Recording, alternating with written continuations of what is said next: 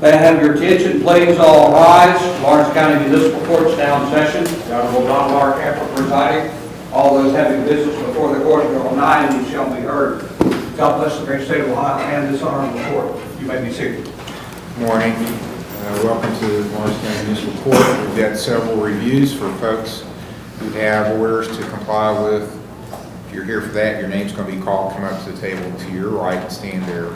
They'll review your file with you. Call the reviews, please.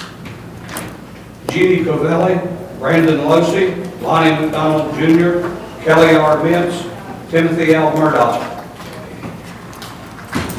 Jeannie Cavelli is 024667. You just have fines to pay. You have a payment on your fines to pay. $100 this afternoon.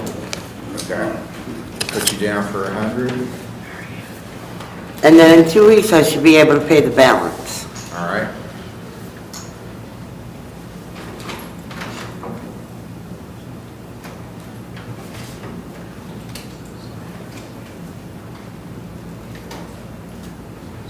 Did I ask you before if you were related to Michael Cavelli? Yes, it's my cousin. Okay.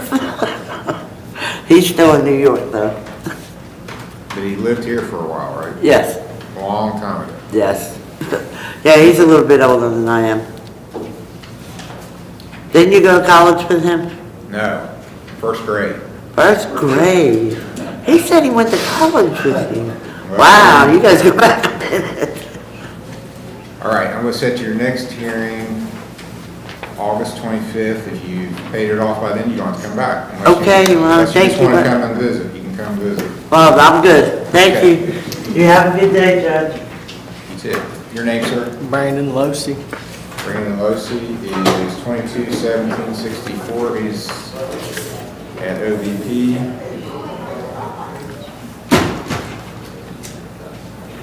And you got a letter of compliance from them. That's good.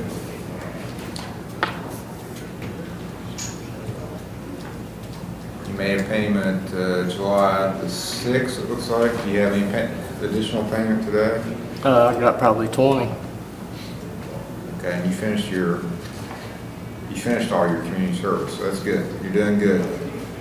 All right, you don't have to pay, but if you want to pay something on it, you'll keep coming to these hearings till you finish your treatment and/or finish your payments on your fines. So All right.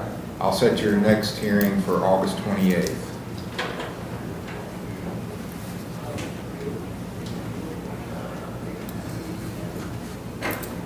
(9 a.m. August 28th).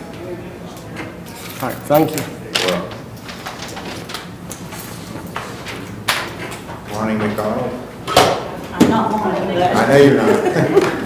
But he's at Bethesda, right? Yeah, he has one session left, and I'm not for sure where he's at. Has he been compliant? He has. Okay, well, he's done just about everything he was ordered to do. He's got just a small amount left on his fines, and he was supposed to do counseling. So I won't issue a warrant for him then. I'll just give him a continuance, and you can let him know when his next hearing is. Yes. I'll make it for the 31st, July, for 2 weeks, July 31st. Then if he doesn't show up, he gets a warrant. Thank you, Your Honor. You're welcome. All right, Kelly Mintz is appearing by teleconference. Case number 2366 and 18326. Your Honor, I'm Dr. Kelly Mintz was on 616, has a community service done for the next hearing, has not showed up. Okay, maybe that's why I'm appearing by teleconference. Kelly Mintz there? Okay. All right, well, yeah, there's quite a bit of community service left undone. There's a Kelly Mintz on this logo on the screen, but nobody's answering, so I'm going to issue a warrant. In 7 days, there'll be a warrant issued if you haven't, if you're listening in. Timothy Murdoch, 22404. Timothy Murdoch. Mr. Murdoch is here. So it looks like you've done everything you were ordered to do, Mr. Murdoch. The only thing that's going to remain in place, there's a no contact order with Tricia Murdoch. And that will remain in effect. So you have any questions about that? No. Okay, but your case here is completed, so I'm going to close it, other than the no contact order stays in place. Do you understand that? You're Yes, not so do I come back here anymore? Or? No, No? you don't have to. It's open to the public, so you can always come if you want, but you're not required to come. Oh, okay, that's good. Okay, you're free to go. Thank Your you. case is completed. Thank you. You're welcome. Alexis Neese, Mitch Reif, Stephanie Romans, Jesse Sheets, Alicia Staley, Shauna Turner, and Gregory Webb.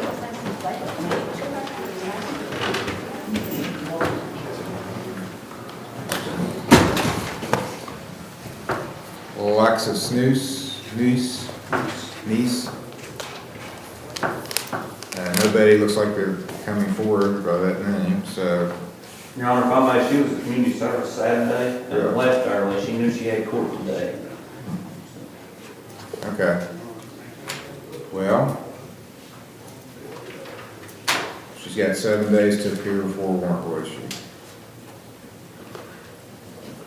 Did she get some credit for Saturday? I gave her 2 hours credit. Okay. She asked me if she was good to go, and I told her it wasn't finished yet, and she walked out.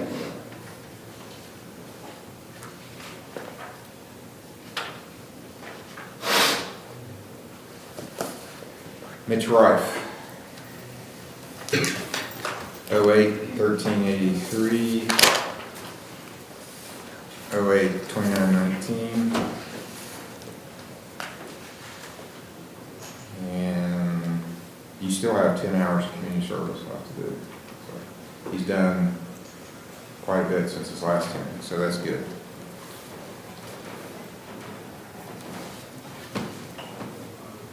Do you have any payment on your fines? Not right now, I don't. Okay. Well, you did quite a bit of community service, so that's acceptable performance. Keep working out like you are, and you'll get this finished up. So let's go out another month.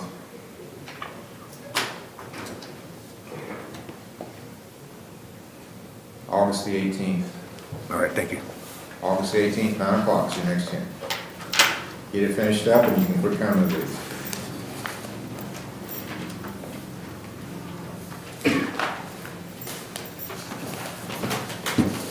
Jesse Sheets, that's your name, ma'am? Shauna Turner. Shauna Turner is 23227.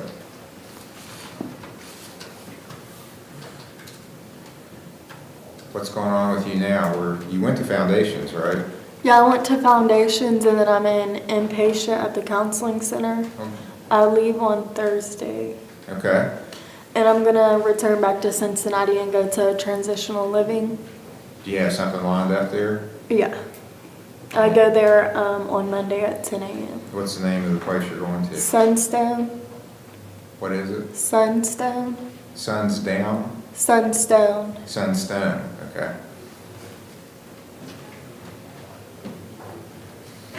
Well, I was kind of worried about you, but you look 1,000% better than the first time you came in here. So, Thank you. do you feel better? Yeah, I do. Okay, and you're going to keep after this? Yes. All right. Did the counseling center drop you off today? Yeah.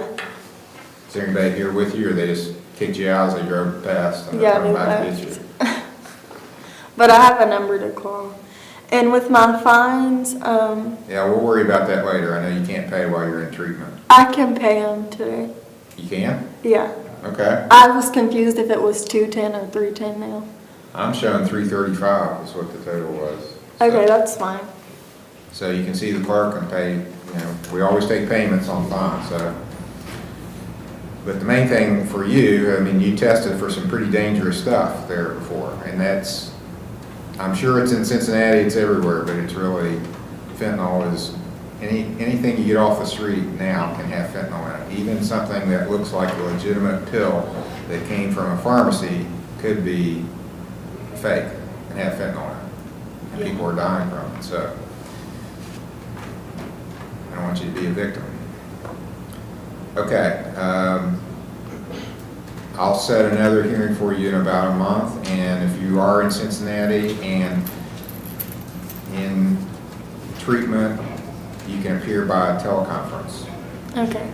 So Mr. Cooper will give you the sign-in information, how you can just log on and you'll appear on the screen. But I'll need a report from where you're going, and I'll need a report from the counseling center too. They're usually pretty good about giving Yeah, they didn't, she told me she didn't send out a report because my counselor was against me going, and then her boss and my case manager overstepped it. So they said to give my probation officer her number. Okay, why don't you go talk to him, Okay. Mr. Major, before you leave today. I'll set your next hearing for August the 18th at 9 o'clock. Go talk to Mr. Major in the probation office. All right, thank you. You're welcome. All right, Jesse Sheets was called, did not appear, the bench warrant. Alicia Staley, same, hasn't finished, hasn't done anything. Greg Webb is not here, usually he shows up, so he's got 7 days before warrant issues. Stephanie Romans was called, hasn't appeared, so she will receive one.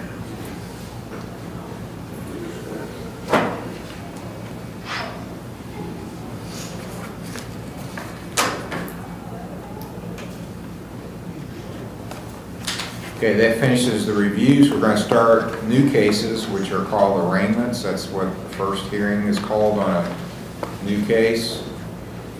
And if you have an old case where you had a warrant issued because you missed a hearing, you'll get called with the arraignments too. So anyone who has a criminal case has a right to remain silent. You're not required to make statements against yourself. So you can take advantage of that if you want. If you do make statements, what you say is all on the record. It can be used against you. If you get up and admit something about your case, then the prosecutor can use that against you in the trial. You have a right to have an attorney, to have one appointed if you're facing a jailable offense and you qualify financially for court-appointed counsel. You have a right to bail, to make the state prove any charge filed against you beyond a reasonable doubt. If you have a misdemeanor filed against you, I'm going to ask you for a plea today, and you can plead not guilty, guilty, or no contest. Guilty and no contest waive those rights I just explained to you. You should not waive your rights if you don't understand what's happening. If you want to talk to a lawyer, if you want a trial, or if you don't know what to do, you should enter a not guilty plea. Call the first case. State of Ohio versus Alec R. Berry, case number TRC 23957, A and B. Yes.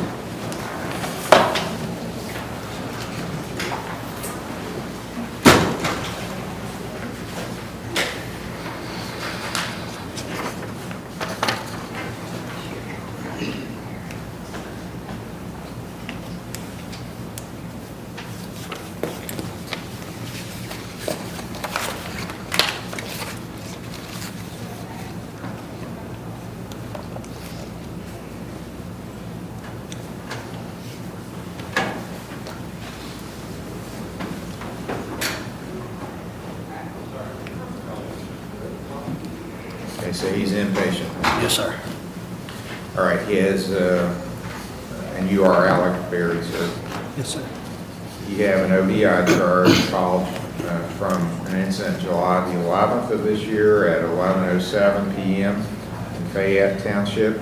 So as you were driving a vehicle while you're under the influence of either alcohol, drugs, or a combination of those substances, so as to be that you have never been convicted before of an alcohol-related offense or drug-related offense. And the state's alleging you refused to take tests. The maximum penalty for this is 6 months in jail, a $1,075 fine, 3-year license suspension. The minimum is 3 days in a treatment program, $375 fine, 6-month license suspension. You're also charged with driving out of your designated lane. That's a minor misdemeanor. Maximum penalty is $150 fine. Do you understand the 2 charges? Yes, Your Honor.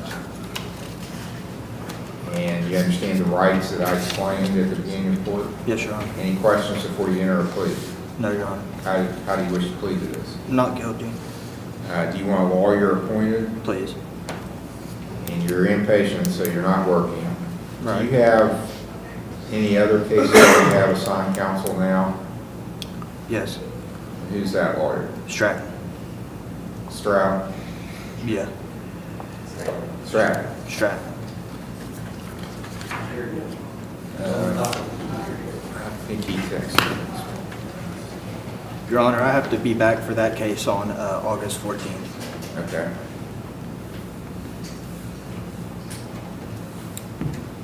All right, he actually is on the docket today, but has a trial in Sauter County, so he's going to appear by teleconference at noon. So I'll appoint Mr. Stratton, and I'll let him know that I am appointing him to represent you.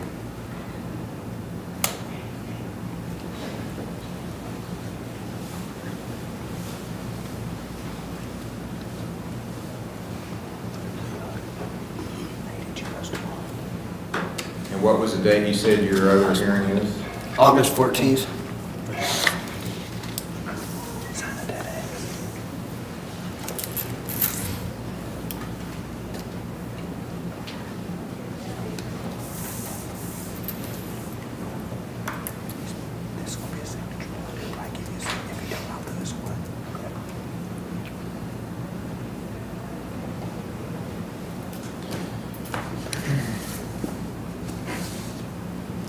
Okay, can you verify that?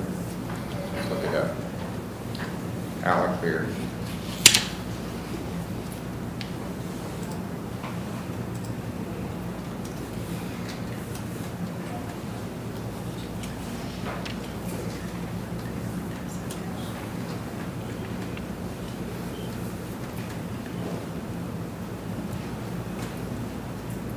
Yes, so that's correct. All right, August 14th will be pretrial in this case. He can sign a $1,500 signature bond, and I'll also require as part of bond that you remain inpatient Yes, in sir. terms of your bond at RRS. I've informed Mr. Stratton, I just texted him that I gave him a copy of your complaint, so he knows about it. And I'll tell him that it's August 14th for your next hearing. Do you have any questions? No, sir. Okay. And you have Mr. Stratton's contact information? Yes, sir. Okay, that's all. August 14th, 10 a.m. will be your next hearing. Thank you, Your Honor. You're welcome.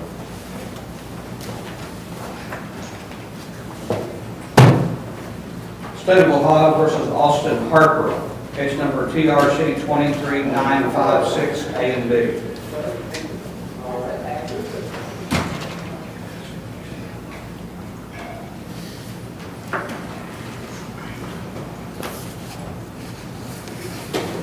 Sir, are you Austin Harper? Yes, sir. Mr. Harper, the state's alleging that on July 16 at 3:43 a.m. in Fayette Township, you were driving a vehicle while under the influence of alcohol, and the state's alleging you took a breath test and tested 0.85. So, and it's alleged this would be your first offense. So first offense, maximum is 6 months in jail, $1,000 $1,075 fine, 3-year license suspension. There is a minimum that I can't go below. The minimum is 3 days in treatment, $375 fine, 6-month license suspension. States alleging you took a breath test and tested 0.85, so you're just over the per se level under Ohio law 0.8.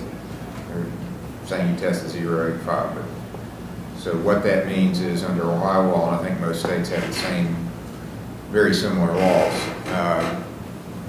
If you take a breath test and test 0.8 or higher, there can be a presumption of impairment because you tested above 0.8. To get the presumption, the state has to show compliance with the rules for giving the test. There's calibration requirements for the machine, and other requirements they have to show. If they show those things, then they can get a presumption of impairment. You're also charged with driving outside your lane. That's a minor misdemeanor, maximum penalty $150 fine. So you got 2 charges. Do you understand the 2 charges? Yes, sir. Do you understand the rights I explained previously? Yes, sir. Any questions before you enter a plea? What plea do you wish to enter? Not guilty. Do you want a lawyer appointed to represent you? Yes, sir. Do you work? Do you have a job? Yes. What do you do? I manage a restaurant. All right, do you get a salary or paid by the hour? How does that work? By the hour. How much per hour? 12. How many hours a week do you usually work? 38 to 45. Do you have any family you're supporting? No, sir. Not supporting. Okay, so you're making, according to my calculations, I have to determine your gross annual income. Your gross annual income is going to be right at $25,000 a year. Is that right? Okay. Well, you're actually, for a single person, you're making more than what I can appoint counsel for. So you'll need to hire a lawyer on your own. How much time do you need to do that? I'm not sure, sir. Well, let's go about a month out. Okay. Does it matter? Court's usually on Mondays or Fridays unless there's a holiday. Does it, with your work schedule, does it matter if it's a Monday or Friday? I'm off on Mondays. Monday's better?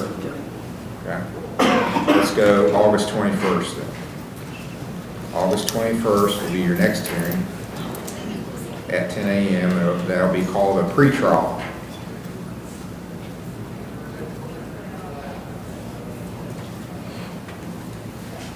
You can sign a $1,000 signature bond, and what that means is you're just signing something that says, I promise to come to court. If I don't show up, I understand I'll have to pay $1,000 as a penalty, and you get a warrant for your arrest.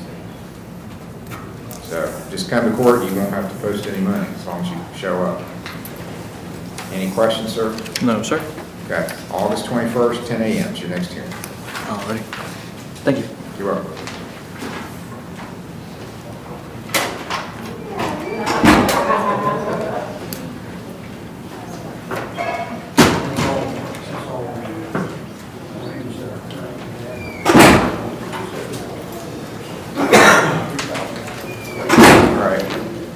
Water, do you have something ready to go? Yeah, I have my 4 ready, Judge. Okay, all those. State of Ohio versus Ernest R. Colgrove, case number CRB 23336. Mr. DeWater's case set for a pretrial. Judge, I spoke with Mr. Hill briefly this morning on this. We're going to go ahead and do some discovery in this case. I think we're going to consult with some surveyors and things. This is basically a property line issue. So if we could have a little charge bit of is time. actually one of making a threat, so it's not really just a property issue. Yeah, kind of stems from a property issue. How long, a month or so? Yeah, I think that'd be great. Okay, what's your availability? About a month? I'm good on August 14th. That's about a month, it looks like. Okay, August 14th will be the next pretrial, 10 a.m. Thanks, Judge. You're welcome. We need a time waiver too. We don't have any objection to that.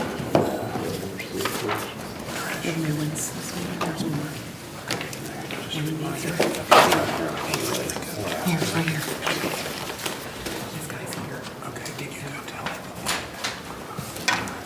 of Ohio versus Courtney Hampton, case number CRB 23417A and B, TRC 23920A and B, TRD 23926. August the what? 14.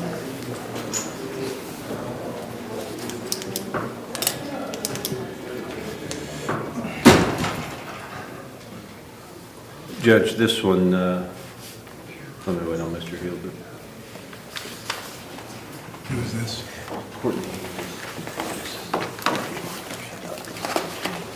Oh, Protron. Yeah.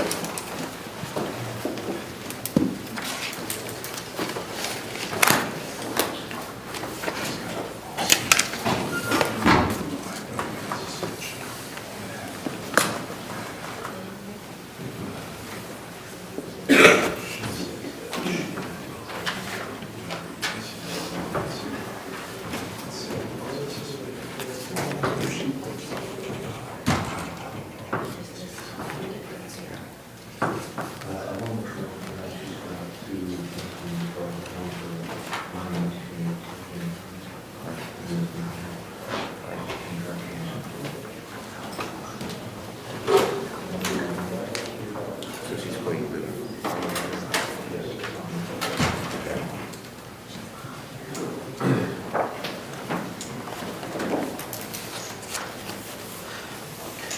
Judge, based on pretrial discussions with Mr. Hill on these two cases, with respect to 23 CRB 417, it's my understanding that, A and B, it's my understanding Ms. Hampton would enter a guilty plea to those charges and also to the charges in 23 TRC 920. It's also my understanding that based on my understanding that Ms. Hampton is going to enter guilty pleas to those charges, Mr. Hill will be agreeable to dismiss the charge in 23 TRD 926. okay, that's what was discussed at the bench, and the court's okay with that. Ms. Hampton, do you agree with what your lawyers represent to the court? Yes. You have a right to make a statement if you want. Is there anything you want to say before we proceed with sentencing? No, thank you. All right, well, let's we'll start with 23-417A. I'll impose a $50 fine on that. Okay.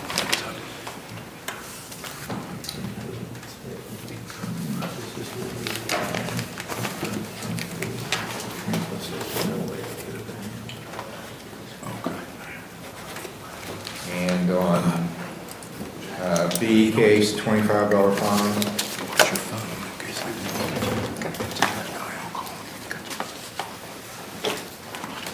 There'll be one court cost amongst all of these because they're all happening at the same time. July the 8th. Then TRC 920A.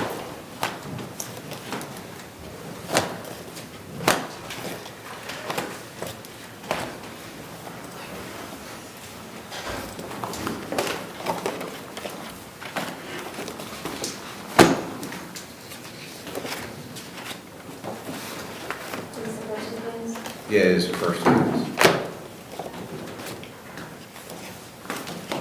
It was marked as a refusal. Any commentary about that? Your Honor, well, it was a refusal. She did attempt to take portable, but the machine wasn't working apparently. And she elected not to take the breath test at the post. There were field sobriety tests that the officer indicates Ms. Hampton didn't do very well on.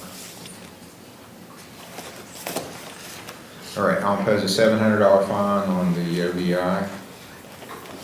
I'm giving her, usually I would give a $1,000 fine on a refusal, but I'm going to give you a little break because the PBT didn't work right. So, or at least that was your understanding. So, there should be one, I don't know if there was court cross on one of the CRPs. Well, you can just take this one out. They're going to as long as there's just one court cost on an event. It all happened on the same day. 20 days in jail, all suspended on the conditions you do 5 days of community service. 2 years of level 4 probation. You have to go to the driver intervention program, which is a 3-day school. The closest one now is in Scioto County. You can go to that one or any one that's approved by the state of Ohio. There is no longer one in Lawrence County that you can attend.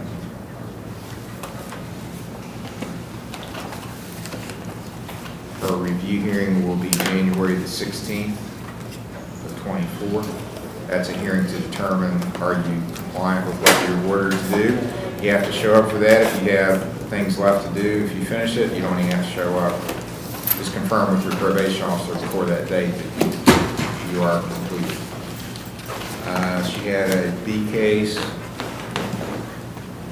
to the, yeah, it was a speed, there's a $100 fine on that. Judge, she did want to request limited driving privileges. However, she won't be eligible until the 25th of July, so she's a little bit early yet. But Okay, let's go back to the A case. Did she have proof of insurance? I do have insurance. you have your card with you? It's on my phone. She has her card with her, Judge. She can show the clerk before she leaves. Okay, well, you have to have, we need it for 2 reasons. Go in and open court now, and we could go ahead and change it on the entries, otherwise we have to. Yeah. mark it Do you out, have and it on- they'll can you change pull it the up? gas and it's gonna work. Yes, she can show you now. And it needs to be effective as of July the 8th.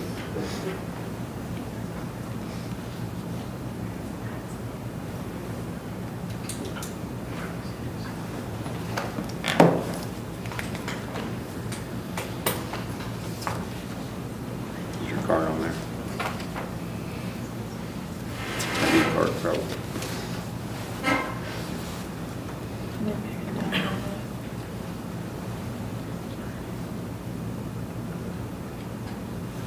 Now approach, Judge. Yes.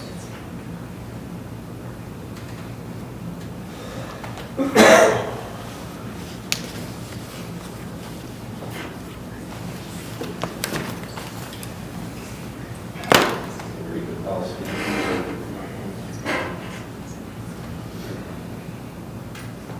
I think it should be effective 5/20 and 23 through 5/20 and 24. Or something like that.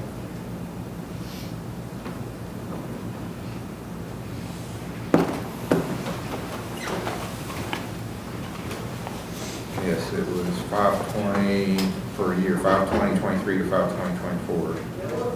And it is the vehicle in question. So you can show proof of insurance. She can have a permit to drive for work, community service, to go to the 3-day treatment program and to come to court. Anything else? No. Okay, I think that's everything she'll need to see.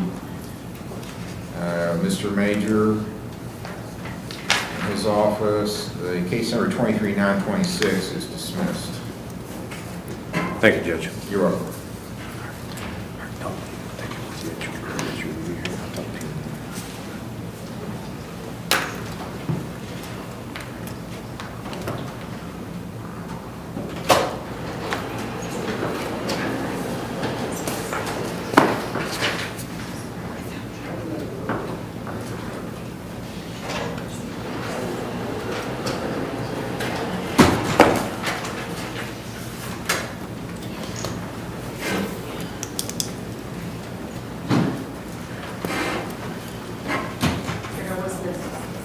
OBI suspended the suspension case, the TRD 23926, is that suspended? It was dismissed. Dismissed. Yeah.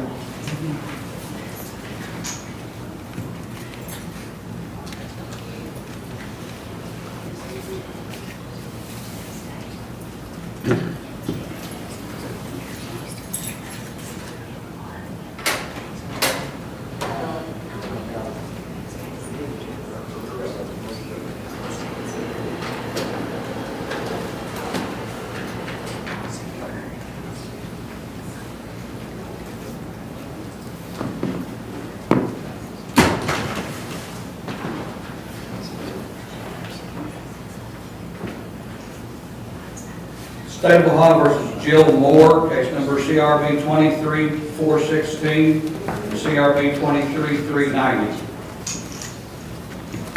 Mr. Waters' case. Yes, Judge, I talked to Mr. Heald this morning on both of these cases. This resulted from the same alleged incident. Mr. Heald's office had been in contact with both of the complaining parties, and it's my understanding they were not wishing to pursue charges. Mr. Heald suggested continuing the matter for 90 days to make sure there aren't any further problems, and my client's okay with that. Okay. 90 days would be about October 16th. Okay. And you're agreeable with that date? Yes. And she would waive time. And I don't think there was a protective action order issued here. My understanding is that no one did or is requesting one. Who is this? Jill Moore, 90-day contingency. So is there one cost then to be paid here, or two? There's two cases.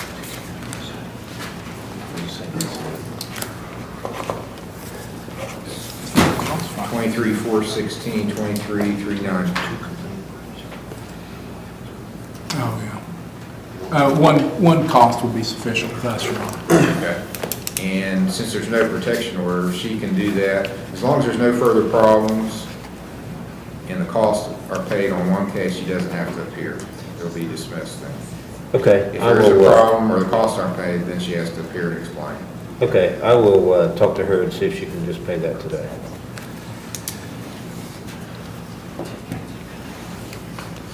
Okay. October 16th is the 90-day time.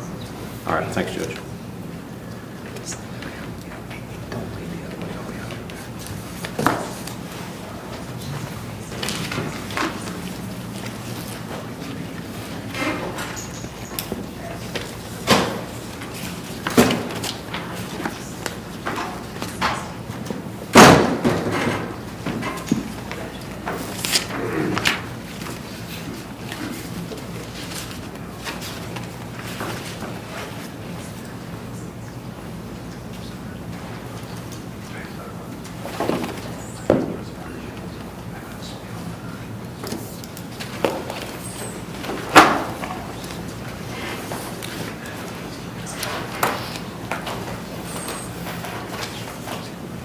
State of Ohio versus Terry Spangler, case number TRC 23-646, A, B, and C.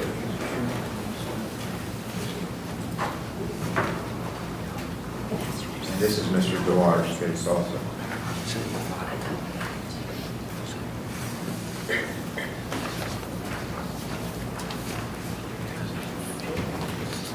Yeah, sure. Judge, on this one, I've discussed with Mr. Heald potential sentencing recommendations based on Ms. Spangler's continued compliance with treatment. She's doing well right now, but she's not done yet. So Mr. Heald suggested that she enter a plea today, but delay sentencing. According to the most recent update report, which it was dated, the one I have is July 13th, she will at least be involved in treatment through the end of August. Ms. Spangler's okay with that? If you're okay with letting us have a sentencing hearing sometime toward the beginning of September. All right, Mr. Webb, can you... Sorry about not having the report. The St. James building's Wi-Fi is down this morning, so I couldn't get everything printed out. But he is correct. She's doing very well. She's done everything she's asked for. She's not one of the usual cases because there's no drug screens really, because that's not needed. Right. So, but she has done very well. I did get a verbal report this morning that everything's going really well. All right, that was Nick Webb from RRG giving that report. So I've got the July 13th report. You want it? Yes, that would be great. Yes. Thank you. So, when and 1st of September are you available, Mr. Waters? I think the 4th is Labor Day, so the 11th. Okay, next hearing will be September 11th. So as of today, she's entering a guilty plea to the charges. Yes. Do you agree with that, Ms. Spangler? Yes, sir. I'll accept your guilty plea, but I'm going to delay the sentencing, let you finish up your treatment. You know, I have quite a bit of discretion on what I can do in sentencing, and the better you do, then the better I'll try to do on your sentencing. So, Thank you, sir. and you're getting good reports so far, so congratulations on that, and thank you for taking it seriously. So I'm going to set that as a sentencing hearing on September 11th. Thank you, Judge. You're welcome. Thank you.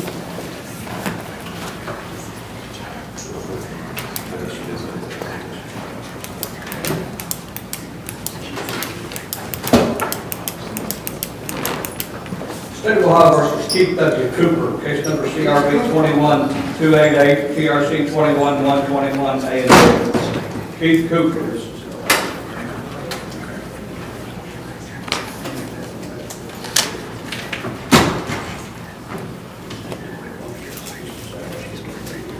All right, and you're Keith Cooper.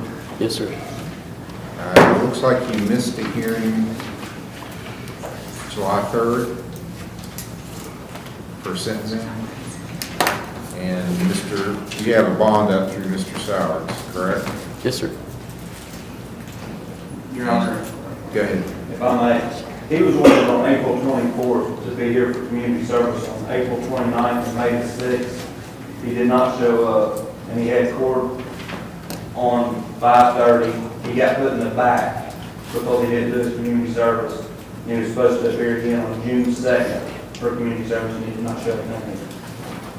Any explanation on that, Mr. Cooper?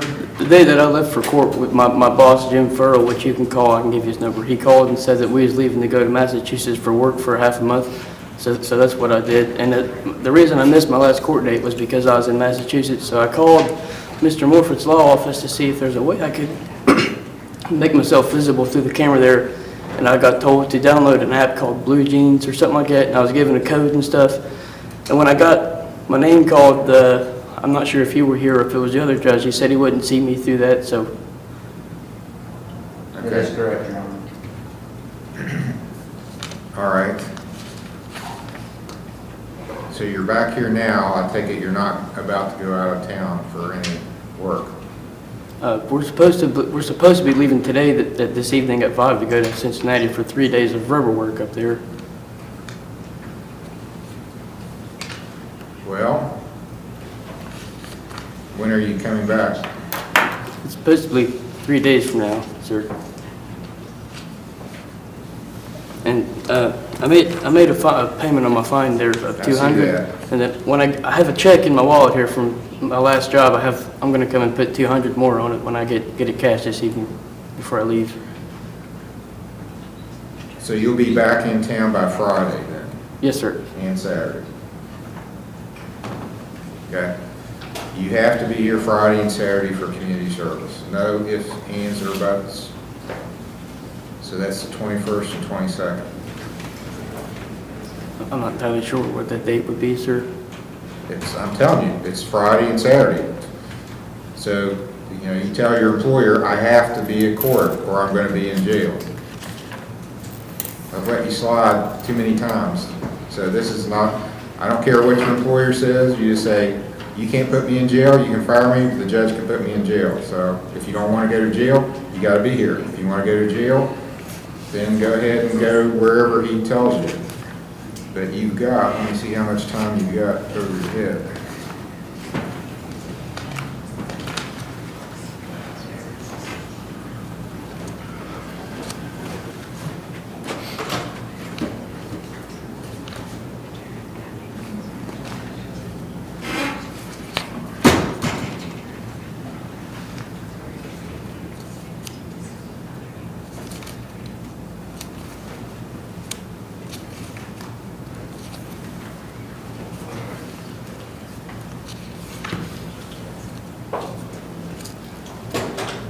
Well, you've got 20 days on that one case. Show me what he's got on 21-288 also.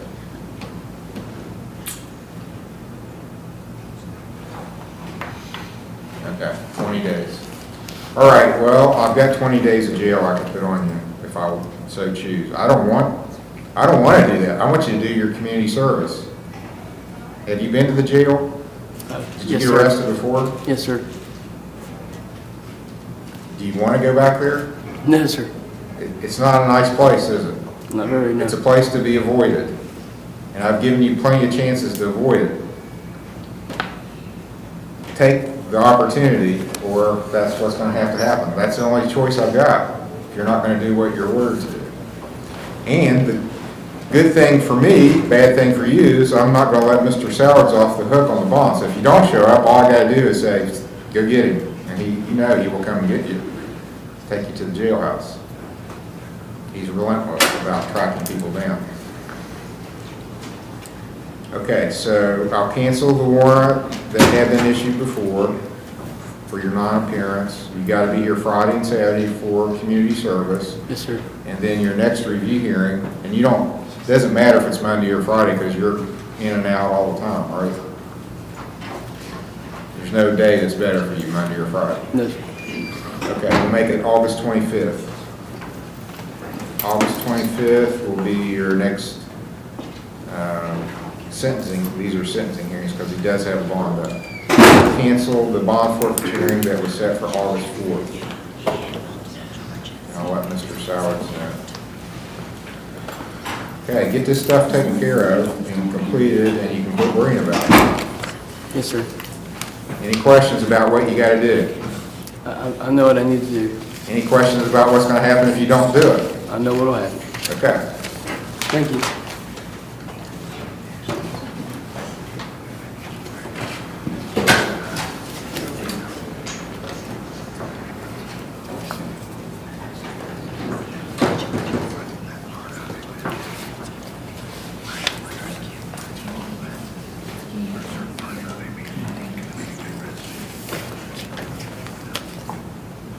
State of Ohio versus Salinas C. Esteban. Case number TRC 2379, A, B, and C.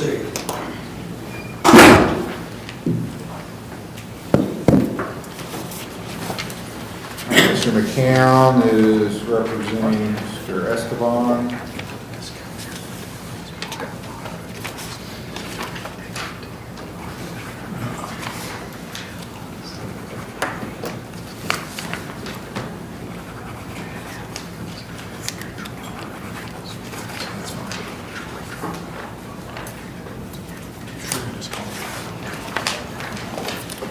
Good morning, Your Honor. Good morning. Your Honor, I have spoken with Mr. Heald on this. I know there's been some confusion, some staffing issues in the prosecutor's department. We've not yet received the video on this. What I'd like to do, if we could, is set a pretrial on a motion to suppress for August 14th. And then it's my understanding that they'll go ahead and get that information to us. And in the interim, Mr. Heald and I will attempt a pretrial by telephone. There's just some scheduling issues that I have until that date. And I prefer not to kick it all the way out, doing nothing. And as I recall on this one, you've got kind of a volunteer translator you're satisfied with? Yes, Your Honor. Okay. Yes, for now, yes. I understand if we actually have the hearings and that stuff, I'll speak to her about that and her comfort level doing it. Okay. Prior to us scheduling the actual hearing. We don't need to make any arrangements. Not for the And- 14th, Your Honor. And I can, if you want me to, I can translate, so it's no problem. Thank you, ma'am. Okay, case will be set for a pretrial on motion to suppress August 14th, 10 o'clock.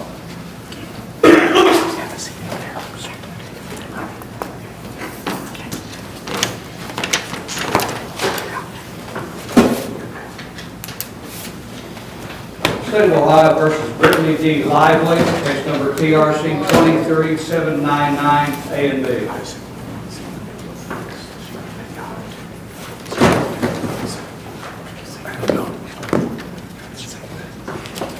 That's fine. Mr. McCown's case also set for pretrial. Yes, Your Honor. Your Honor, in this matter, we received last week the discovery on this.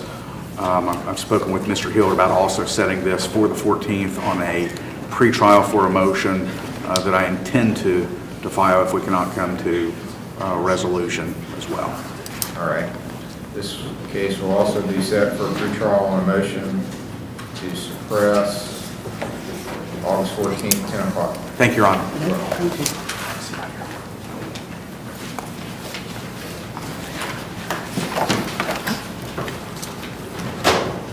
State of Ohio versus Rhonda D. Carter, case number TRC 23777, A and B.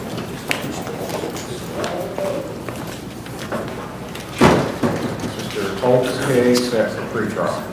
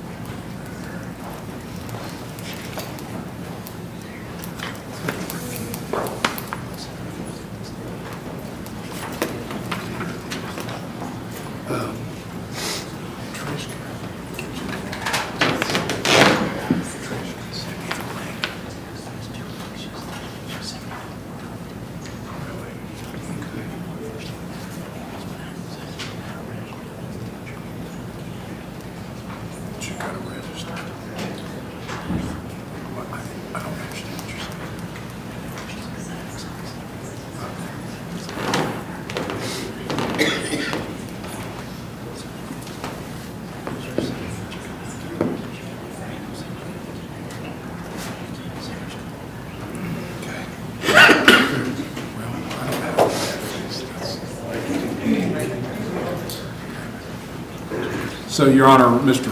Holt has explained to me about the fact that he hasn't been able to open the link to view the video. So that's something that needs to be addressed, and I think the person to talk to since she's here is Trish, and see if we can get that squared away. We certainly want to get that done as fast as possible. I believe they might be still working to get that. They haven't fully answered discovery yet. It's pretty much the gist of it. Okay. How do you want to proceed? Well, I guess we need to continue it again.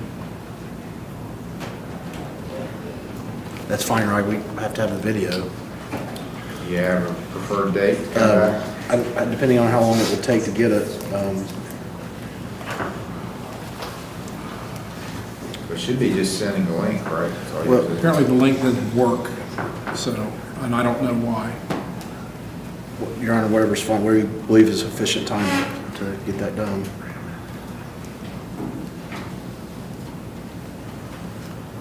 I'll be here August 4th.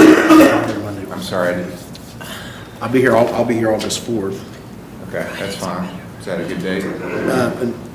That's fine. Ms. Carter prefers Fridays for her Okay, work. that's a Friday. August the 4th for another pretrial, 10 o'clock.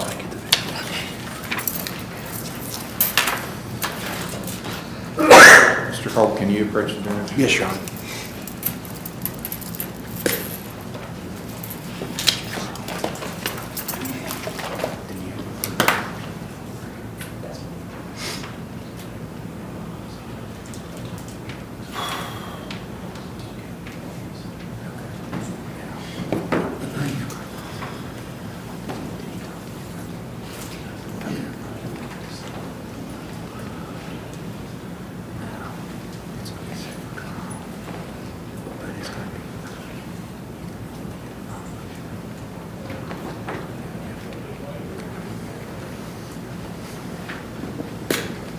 Okay, August 4th will be the next hearing, pretrial, 10 o'clock. Thank you, Your Honor. You're welcome. State of Ohio versus William T. Fields, case number TRC 23763, A and B.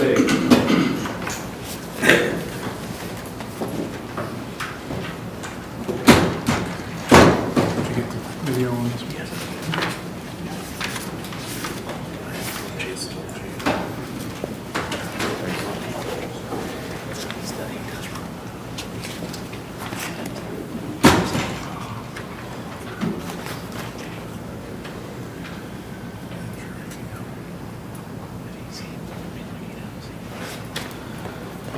Do you want to have another pre-trial? I'll take a look at it. Yeah. I already looked at it once. Your Honor, I think we'll need another pretrial on this. I just got discovery. We need to review that with my client. I believe Mr. Hill is going to take a look at a few things as well. Do you want that same August 4th date? Yes, Your Honor, if that would work. Another pretrial will be scheduled August 4th, 10 o'clock. I can get surgery on the 26th for me. I don't know how long. Your Honor, Mr. Fields is having surgery on his knee to have ligaments repaired on Okay. the 26th. Yes, sir. Do you want some more time instead of the 4th? Yes. Can we have an additional week or two, because he'll be immobile for several weeks? We don't have a problem with him not appearing the next time. That's fine. Just if you and I are going to talk about it. Okay, that works, Your Honor. Okay, keep it the 4th then? Yes. Okay, August 4th. And he's welcome to appear by Blue Jeans, or actually, we're on YouTube. See, anybody can watch the court session on YouTube anytime. You're good to go. Why don't you give us me the call tomorrow and schedule time? Thank you, Your Honor. You're welcome. State of Ohio versus Hope Ratcliffe, case number CRB 19344. Hope Ratcliffe.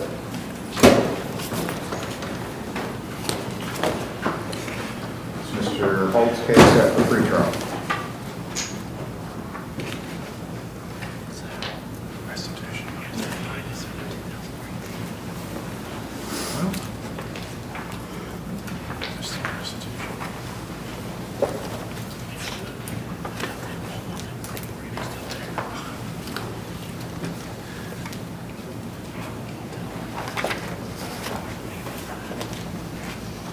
If she paid that she's in treatment, which is good.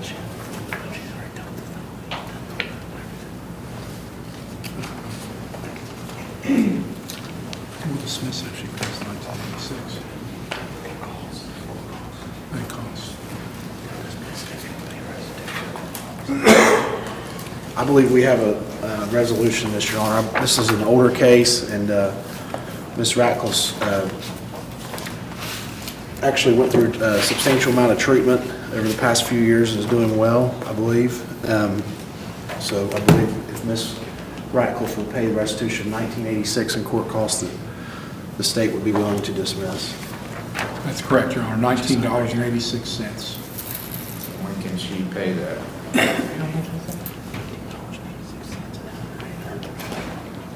She can pay that all today, Your Honor. All right. Restitution is paid of $19.86. Case will be dismissed without court costs. Thank you, Your Honor. Thank you.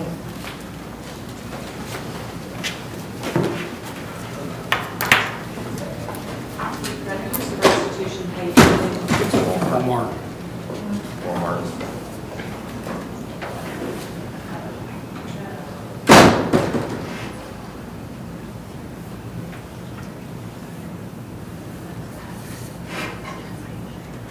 But was it the standard $100 fine and cost?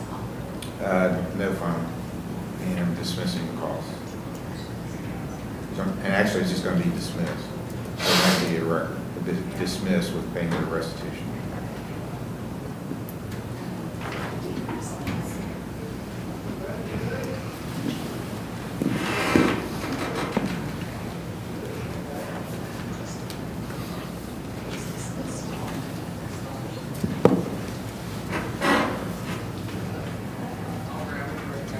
Is she paying that today? Yes.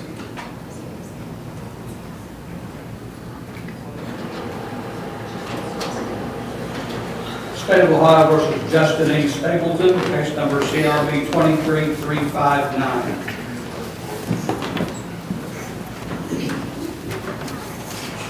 Mr. Thompson's case set for pretrial. Your Honor, we've got some new evidence that's surfaced that might impact this case, so we'd like to move it out a couple weeks if we can.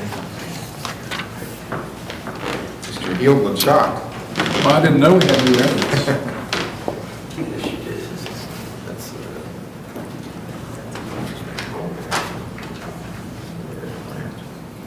Oh, okay. Now,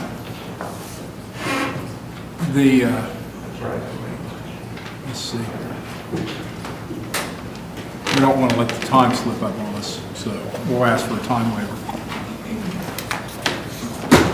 Okay, I'm looking in August. Do you have a preference in August? Just Mondays. August 14th. Thank you.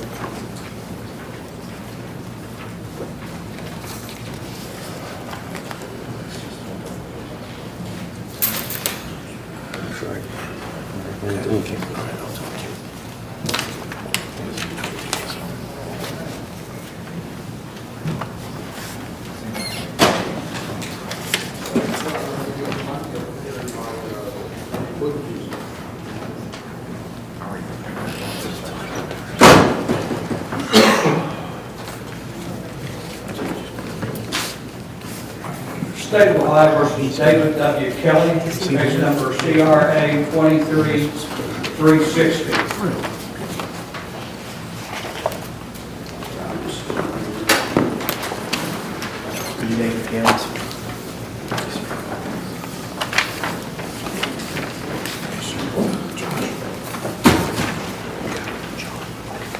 Sir, are you David W. Kelly? Yes, sir. Mr. Kelly, it's alleged that at Union Township here in Lawrence County on October 21st of 2022, so this is an older case, you knowingly obtained, possessed, or were using a controlled substance that involved fentanyl-related compounds. So possession of that is a felony of the 5th degree. Maximum penalty is a year in jail, $2,500 fine. Do you understand the charge? I do understand the charge. I'm not sure if I'm supposed to tell you all about it here.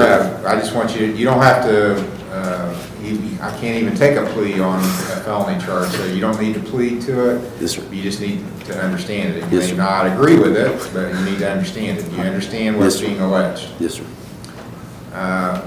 Were you here when I explained the rights of defendants? I was not, sir. You have a right to remain silent. You don't have to say anything, but what you say is all on the record. So if you admit something about your case, it can be used against you. You have a right to have an attorney, to have one appointed, if you can't afford one, to have bail, and to make the state prove this charge beyond a reasonable doubt. Do you understand those rights? I do, sir. Do you have the money to hire a lawyer? I do not. Are you working? I am, sir. What do you do? I'm in sales. I just I have started. to determine your gross annual income. Do you file an income tax return? I haven't. I mean, I will at the end of this year, yes, sir. Okay. What do you anticipate your gross income will be? I'm a commission sales. I do car sales. I'm not exactly sure. It's my first month. I just got out of training. So I don't know there's not a lot of data to give you, to aggregate, to give you an Okay. approximation. What were you doing before you started selling cars? I was laying block. I was a Okay. block layer. And I was a compliance director for a trucking company. All right. What did you file as your tax? It was like 30,000 gross. Do you have family you're supporting? I do. Okay, tell me about that. My 8-year-old daughter. Okay, you She's got in, one child yes, sir. I'm divorced, and paying support? yes, sir. All right, I'll appoint counsel for you. Mr. Steyer?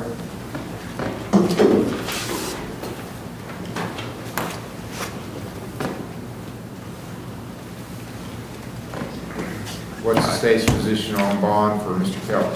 What's the charge, Your Honor? I'm sorry. Possession of fentanyl-related compound, felony 5. The state would not be opposed to an OR bond if it was accompanied with an agreement for him to be assessed for treatment and begin treatment.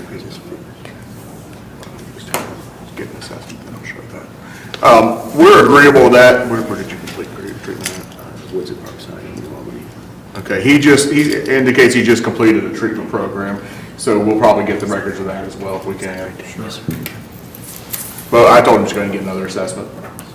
Well, this is alleged to happen October of 22. Right. So maybe, I don't know if when the treatment took place, but if he thinks he, Well, he said he just finished.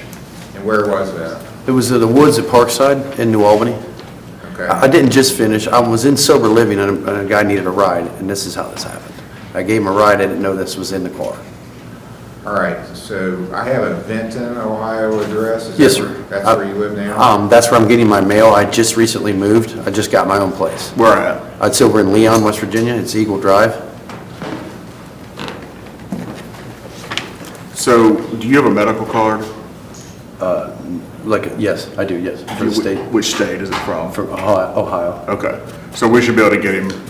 Is that up around Charleston? Where's, Oh, no, it's over in Point Pleasant, just Okay. outside of Mason County. okay, so up toward Benton Way then. Yes, sir. Well, does the state know if this is a case they would be willing to leave here or not at this point? Based on what has been said here, I believe we probably can, and the case is several months old, and if there's been counseling that's been completed already, and if there are no other signs that there's ongoing use, that may resolve it, but we want to make sure Well, that... do you want to have him do you want to start with having him bring in records of what he's already done before we Sure. undertake more? Sure. Okay, so. Well, I mean... Can you do that? Yes, sir. We just want to make sure he's not using now, which I don't have any reason to suspect that he is, except that just experience. Okay. So you'll need to get the records from your treatment provider, submit them. Mr. Steyer can explain this to you further, but just to give you somewhat of an understanding. A felony charge, there's two types of criminal charges, felonies and misdemeanors. You've probably heard those terms before. The difference now in those designations is a felony means you are eligible for prison if you're convicted. A misdemeanor means you're only eligible for the county jail. This is a municipal court. We have preliminary hearings and arraignments on felonies. But if it goes the whole route process, it would go to the common police court at the main courthouse for trial. And you have to be indicted by the grand jury. Felonies are so serious, you have to be indicted by a group of your peer citizens who meet in secret and hear some evidence and say, yes, put my stamp of approval on this going forward. That's what an indictment is. Yes, sir. What the state is willing to do here is hold your case up here at this court, not even send it to the grand jury for an indictment, and you show either that you completed treatment or that you're going to treatment now. And if you're successful, then it's never sent to the grand jury. You don't get an indictment. You don't have a risk of going to prison. In fact, you can probably get the case dismissed. So, but that takes your cooperation. You got to bring your records to court, Yes, sir. and if you need additional treatment, you got to do that. Yes, sir. And be compliant.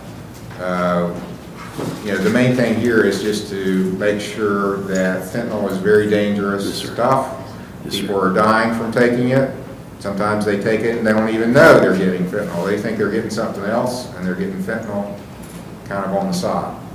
So there's a thumbnail sketch of what you're involved in. Yes, sir. It's kind of a little bit legally complicated, but Mr. Steyer can explain it to you further. But you have a chance to get your case even outright dismissed without ever going to the grand jury, and that's a great deal. Yes, sir. But you got to do your stuff I to will. make that happen. Yes, sir. Okay?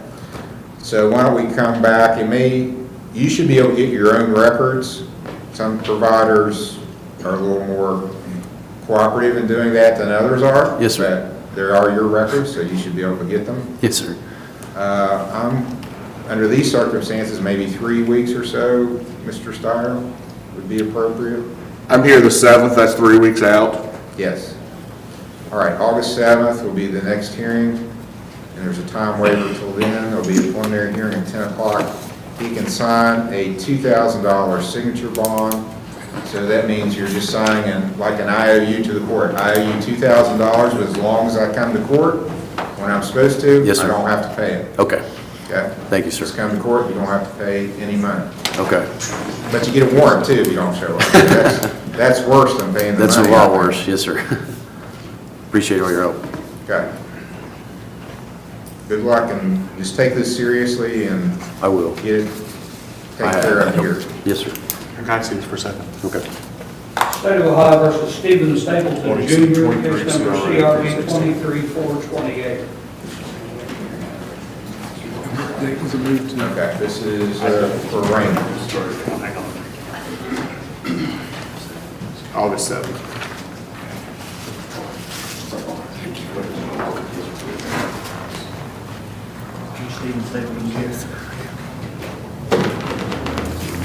Sir, are you Stephen Stapleton Jr.? Yes, Your Honor. Mr. Stapleton, the state has alleged in a complaint against you that on July the 15th of 2023 in Fayette Township, that you recklessly caused serious physical harm to John Smith, and that John is either a member of your family or lives in your household. So that makes it a domestic violence charge. It's a first-degree misdemeanor, carries a maximum penalty of 6 months in jail and a $1,000 fine. Do you understand this charge? Yes, Your Honor. Do you understand the rights you have as a defendant? Yes, Your Honor. I went over them a couple of times. Do you want me to go over them again with you, or were you here when I did that? I was here. Okay. This is a misdemeanor, so you have to enter a plea to it. What plea do you wish to enter to this charge? Guilty. If you enter a guilty plea, you're admitting the charge is true. You waive your rights to have a trial, to have a lawyer, and to make the state prove this charge beyond a reasonable doubt. Do you understand all that? Yes, Your Honor. Okay. I'll accept your guilty plea. I have an affidavit, Mr. Hill, and that's all I have. I don't know if you have an additional report on this. I probably do, but I don't have the file in front of me right now. It's Stephen Stapleton Jr., domestic violence. So what I'm going to do, I'm going to let the prosecutor get their file. When they do, we'll call you back up. I'll get a report from them, and then I'll decide what the sentence should be. So don't leave the courthouse. We'll recall your case later in the docket. You have a seat, sir. State of Ohio versus Ryan Mount. Case number TRC 192270 A and B, TRC 202545 A, B, and C. Case number TRD 202139 A and B.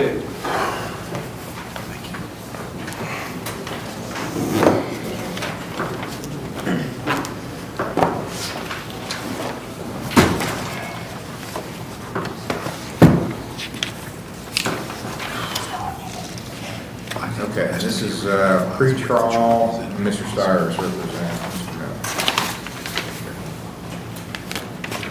Is that new briefs? Yes. And it's good reports.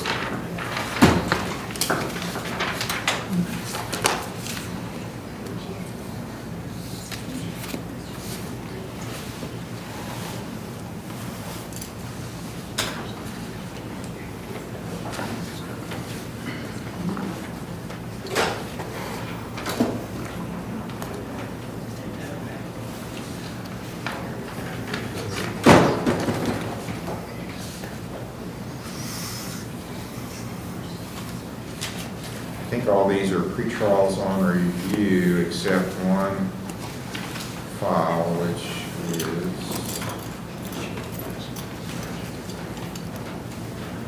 21-1476. Is there one you believe is still pending? I think so. That's what I'm checking.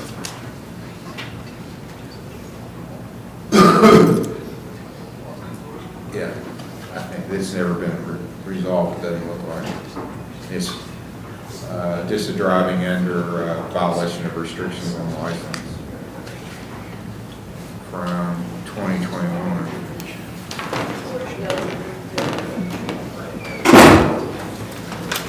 There was a safety belt, driving under, actually it's charged as a driving under suspension, I don't know how it got, yeah, driving under suspension and a lane violation.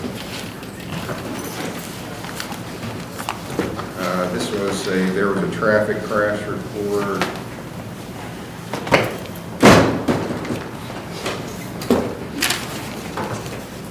And I don't know which one to see. With the to Mark Allen Clinton. 2-vehicle crash. Somebody went left to center.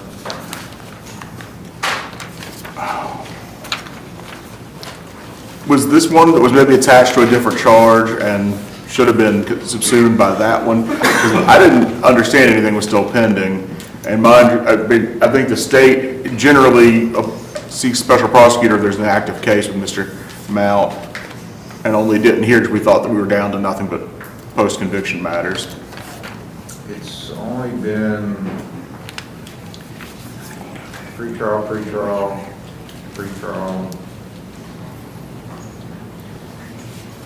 I think he was out of pocket for a while. Is there a special prosecutor appointed on this? John Hass, special prosecutor. So who's no longer performing in that role, I believe?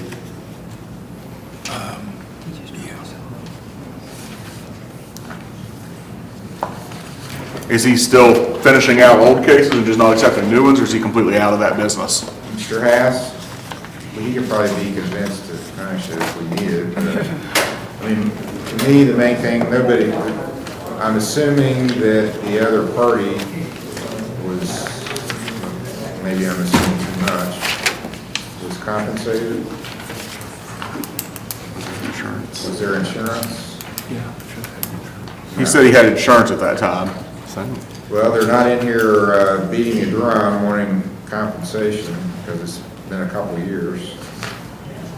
The main thing for me is for Mr. Mount to get clean, stay clean. I think we have some good progress in that report we just saw, Your Honor. Yes. So what's the status of his license? Do you have a license? Well, no, in fact, that's addressed in the paperwork, is that that's one of the things that's sort of a obstacle at the moment is lack of a license. Okay. Do you know what's involved in getting your license at this point? I'll have to go to the class, I'm sure. And pay reinstatement fees, I'm sure. So at least reinstatement fees, possibly. Well, I'm okay remediation with class. that, and I'm assuming the state's not gonna take a position on this old driving under suspension, dismissing it at some point down the road. Right. You know, if we throw that law back on the fire, this is gonna make it even harder for him to get his license back. So, let's let it hang there. He's doing well. I don't know that we're ready to say he's completed yet. I'm not completed yet. I still have, probably a couple more weeks, I'd say, till I get my certificate. And you're at 2.1, is that Yes. inpatient still?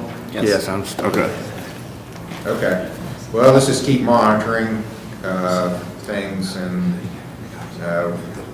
additional carrot out there dangling is that you'll get this old driving under suspension dismissed too, if you do well. So, let's maybe go 6 weeks next time. He's demonstrated for several months he can do this, so we don't have to come in every month. I like that accountability. So 6 weeks puts us right at the end of August, beginning of September. August 28th, how's that? Sounds good. Thank you, Your Honor. You're up. August 28th will be your next hearing. Keep it up, Mr. Mount. You can do this. 10 o'clock. Thank you, Your Honor. You are.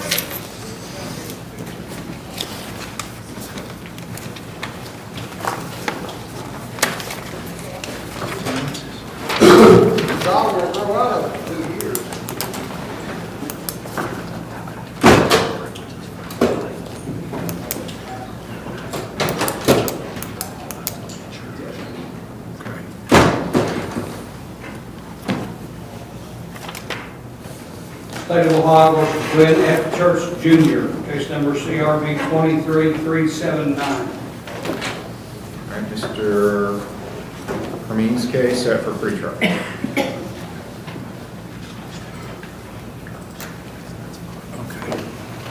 Here, do this.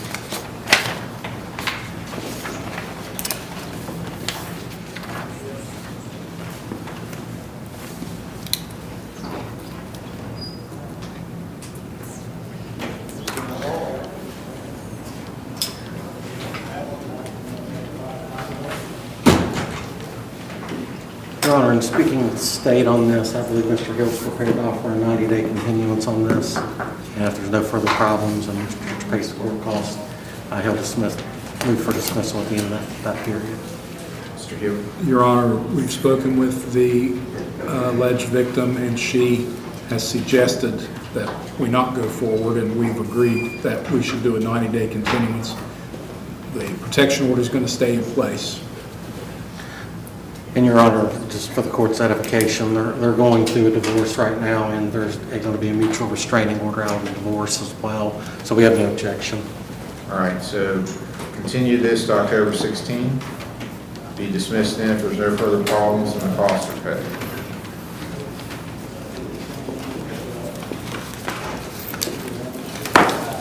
Thank you, Your Honor. You're welcome. Thank you.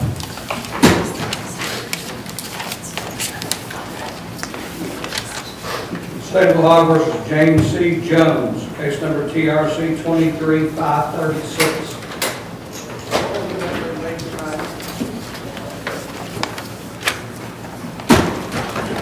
Case set for pretrial. Your Honor, in reviewing this, we filed discovery. There's been an answer filed, but we don't have the videos yet, which is more probably the pertinent part of discovery that we would need.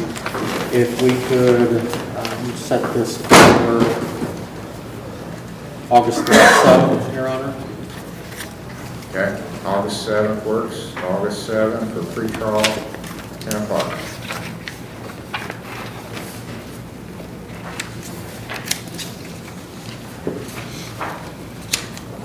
State of Ohio versus Leah Maynard, case number TRC 23671, A and B.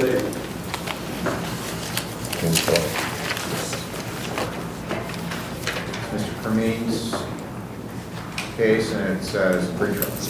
Correct, Your Honor. We filed discovery, but I haven't received an answer. We could likewise set this for August 7th.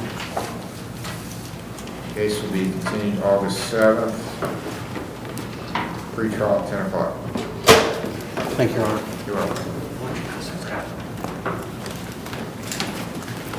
State of Ohio versus Matthew Smith, case number TRC 23691, A and B.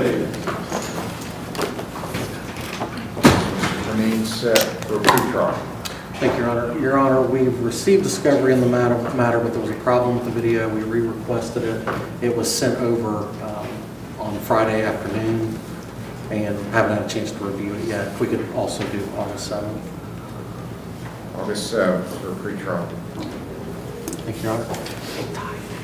10 o'clock.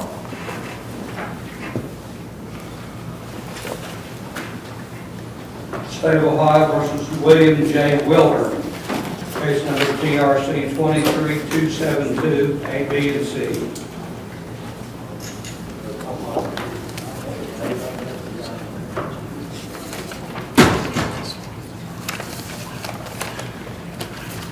Remains case set for pretrial.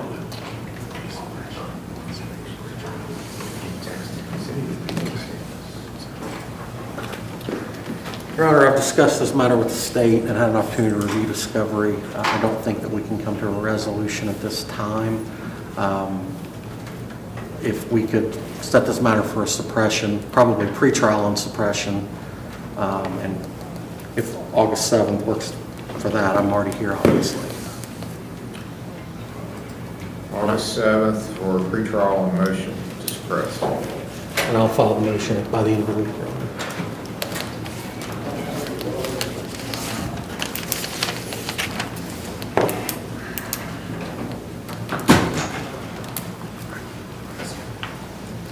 State of Ohio versus Casey J. Jackson, case number CRB 22510, CRB 22165, A and B.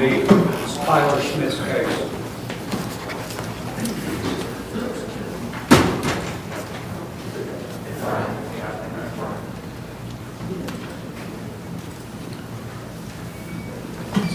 Tyler Smith is here. I got a text.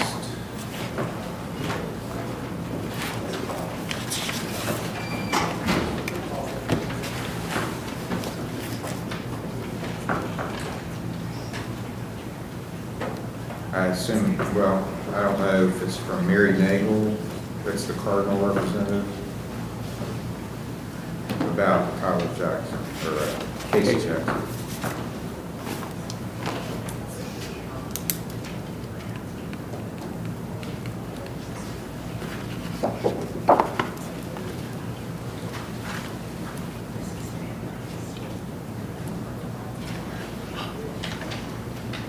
Okay.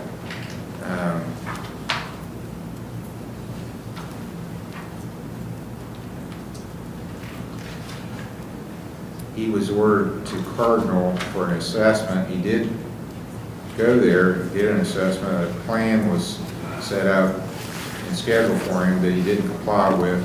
He's contacted them several times and has always had reasons why he could not make it in. So, and he's not here today. And he also had review hearings today, so he's failed to appear for pretrial and for reviews. So it'll be benchmark issued in 7 days. All right, thank you, Your Honor.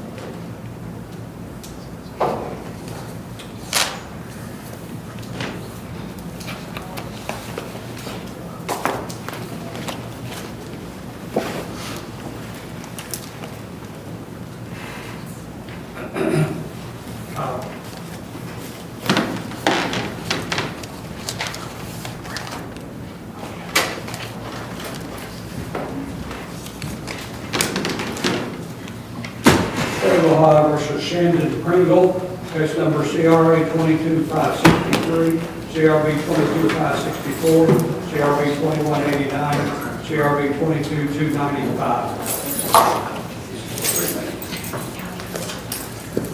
So Tyler Smith's case set for preliminary hearing.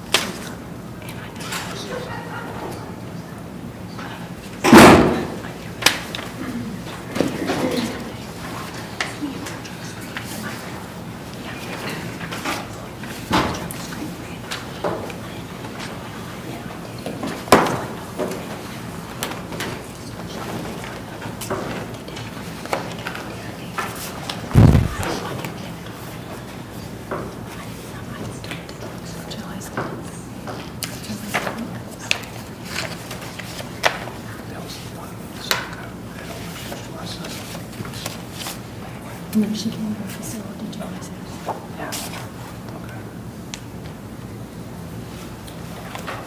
Mr. Hill, how do you want to proceed? Well, I've just been given this report from Restoring Hope Recovery Care, but I also saw a note, I don't know where it was from, but it's Southern Hope? Yeah. Painted a, I guess she's being looks like she's being discharged from there, or? She was a few weeks ago. Okay. so I don't know whether the court was aware of the change or. No.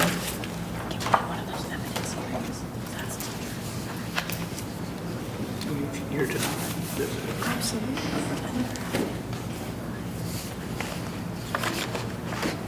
Your Honor, I'm talking to Ms. Pringle. I advised her about the note from Southern Hope, and she denies any of that occurred. So I don't know if we need to have a hearing on that or not to see how we proceed or how, you know.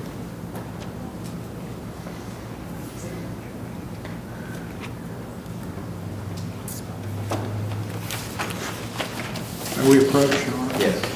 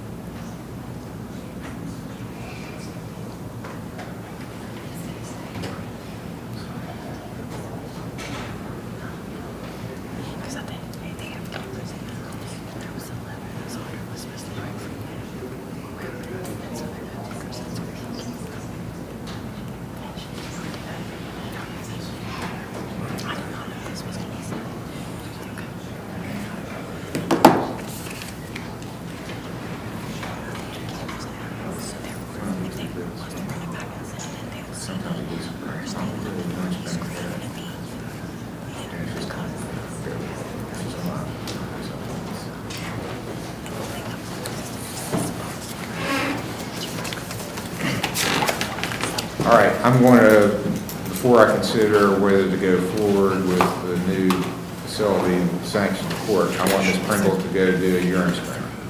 Come back, and then we'll decide how we're going to move forward. So go do a urine screen, and after we get the results, we'll caucus again. State of Ohio versus Angel Pinson, case number CRA 23413, CRA 23407, CRB 23408. She has been picked up by Campbell County. Angel Pinson was being held for extradition to West Virginia. She has been picked up.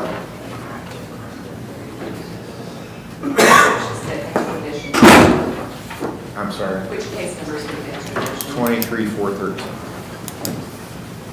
And then she'd already been sentenced on the other. This is set for review here September 21st. So there's nothing else to do. Other than dismiss 23413.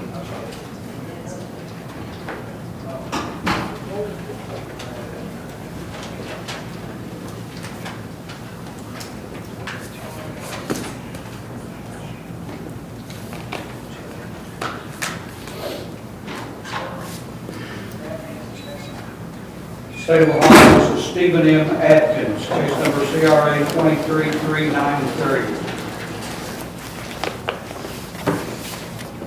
It's Mr. Smith's case. Is Judge, Is he in jail still? I don't know, he was 2 weeks ago. And I thought he was getting out, he was going to, He's not on the jail. Okay, he was supposed to go with RRG. he was, and I've not, since he got out, I've not heard from him. I don't know Is Mr. Webb still here? if he went to RRG or not.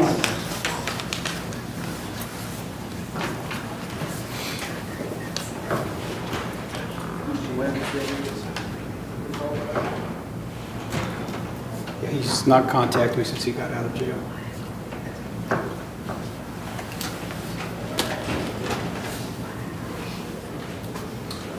Your Honor, Wes found him in the parking lot, he's on his way. Okay.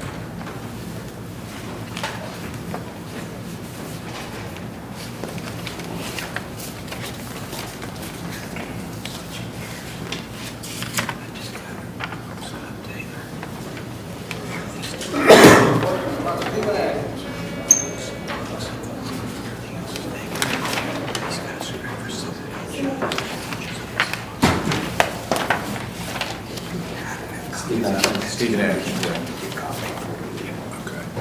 Mr. Atkins, if I remember correctly, left us after going out there almost immediately. Probably why he hadn't contacted me. Is he one of the ones that went to Glenville? Yes, sir. If I remember correctly. This was July 5th, I think is when he went to, was released to go to treatment. Let me make sure, hold on.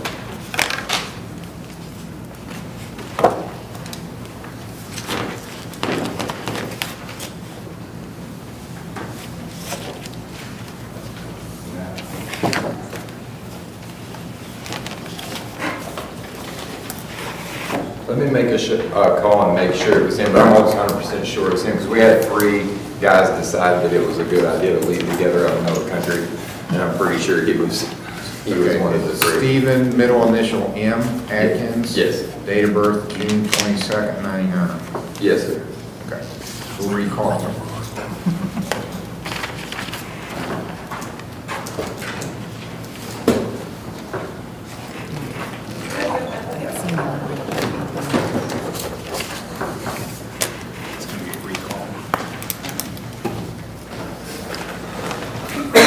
State of Ohio versus Daniel J. Markins, case number CRA 22811, CRB 22813.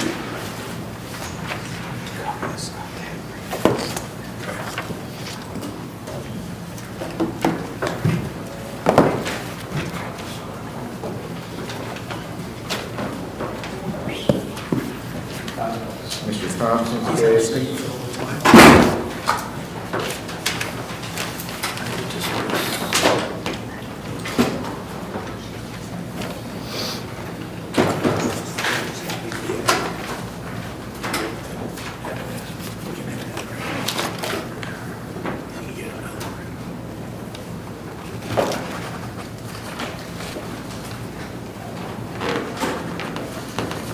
Mr. Markins has completed it, but that's,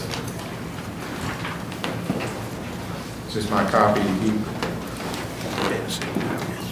have, I can just take a copy if you want to keep the original. It's all right.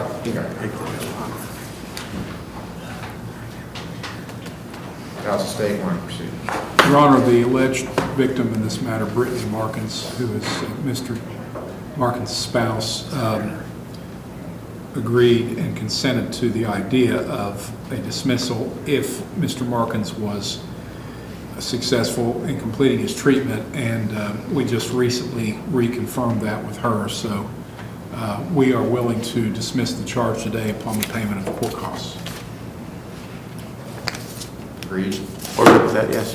He can do that today. Can you pay the court costs to pay, or you need to do it today? He'll have to have some installment arrangement. Okay. Well, let's set it out a month, and then if he's paid it by then, he doesn't have to Can you do it in a month? And Ma'am, It's about 130 I'll miles. put you on the spot a little bit, but has this been helpful at all? Has this got anything resolved, or? Yeah, we don't really talk to each other. We don't communicate or anything, so And is so that, far so good, I guess. you have children together? Yeah. Well, you have to talk about that, I said. Yeah, that's the only thing we do.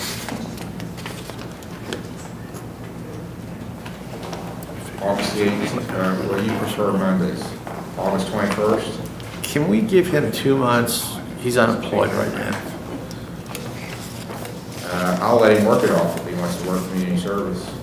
I should be starting my job here very soon. Okay. We'll make it August 28th then. And that'll be a review hearing? No, that's gonna Okay. be dismissal if he pays the court costs with it. Doesn't need to show up if he pays it. He doesn't have to appear. But are you letting him do court costs instead of? Well, he didn't seem interested in doing that, so. I offered it, but he didn't say he wanted to do that. Be dismissed August 28th, that's the cost of pay.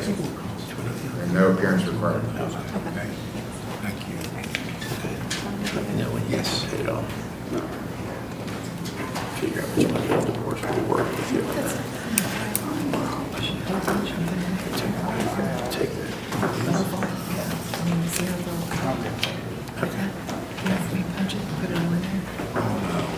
State of Ohio versus Melissa R. Sallards, case number CRA 2158, CRA 2460. Alyssa Sallards. Did not check in with you. This is Mr. Johnson's case set for preliminary hearing. Well, I talked to her last night. I don't know what she said. She has been at OVP.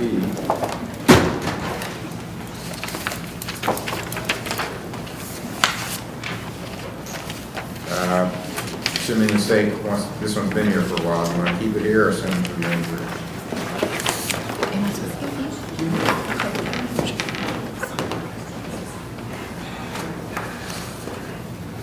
Your Honor, the last note I had was that it was continued from, and I guess I missed a time or two.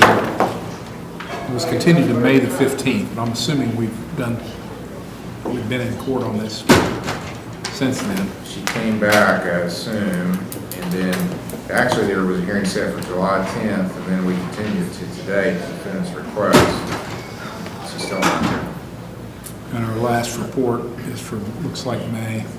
We'd ask for 7 days, but understand if you don't want to do that. We're okay with that, Your Honor. Okay. Well, it'll stay here then, with a bench warrant from this court. Yes, Your Honor.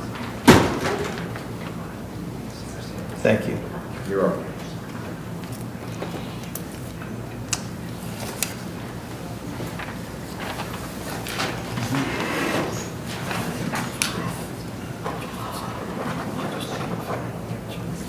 State of Ohio recall Shandon Pringle.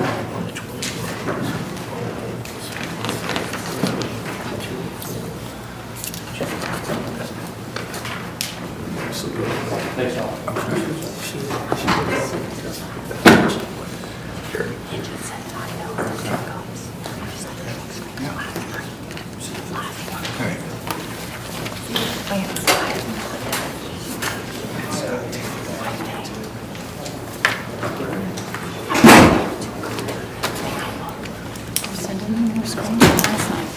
She was screaming last night. You didn't do anything since last night? No, absolutely not. I'm on camera whenever. You impatient? Yes.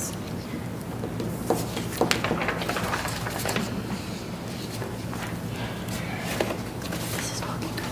Well, it's not a good report. It's not what I was hoping to see. It's false. That's false. Can it be sent to the lab, please? You can take another one. Do you want to take another one? They poured it into another cup. It has to be the cup. I have not done anything. The sample was poured into 2 separate cups, there's no line at all. Okay. Go take another test. Do another With one. the, are these cups from like the same Like the same box, the same batch? Because this has happened to me before. Your Honor, we used 2 separate cups, and it came up with the exact same results. I didn't do anything. You were screened yesterday. Yes, I was screened yesterday. I've been screened like twice a week. Well, the problem is, I mean, there's reports from your prior facility that you were basically calling in drugs, having them delivered to the site. Sandra Gayhart was at Southern Hope, which she's now at Restoring Hope. She told me initially that she was coming today to speak on my behalf about what happened because they did drug screen me. They pulled me down to drug screen me randomly. I took the drug screen. I screened in a hat, which got poured into a cup. I signed off on it on a computer. They searched my things. They found nothing, and I was still discharged. I don't know why they're saying that I refused a drug screen, but I did not, and all that should be on camera. Now, are you being prescribed buprenorphine? Is that the Sublocade? I was on, yeah. I know you're not being prescribed fentanyl. No, and I have not done any fentanyl. All right, what's the state's position? This is The crazy. state This is crazy. is still interested in Ms. Pringle being successful in treatment, and it seems like over and over again we have these situations that arise. We have one felony charge that we could take to the grand jury, but we also have other serious charges that are right here. So our position would be, first of all, we'd like to know a little bit more about the agency that she's with now. I don't know that we've had anybody at that agency before, at least that I know of. So I'd like to know more about that. And I would also recommend that in order to keep the felony case here and not take it to the grand jury, that we would at this time, we need to address all the misdemeanor charges. And if there were to be guilty pleas on those charges, we would recommend a suspended jail sentence of 6 months. We would keep the felony charge here, keep it open just like we have, but there would be the additional potential for jail time right away if there's any more problems. That would be our recommendation. If she doesn't want to do that, then I guess we'll probably have to take the felony to the grand jury and still have these cases here. You want to have some time to talk about that, Mr. Yes, Smith? Your Honor, if we can. Take a little break with Ms. Pringle, let her talk to counsel, and we'll call back after you've had a chance to do I'm that. asking to do the negative screen. State of Ohio versus Jeffrey A. Spelman, case number TRC 23-537, A and B. So on the sentencing docket, Mr. Landers. Yes, Your Honor. May we approach, Your Honor? Yes.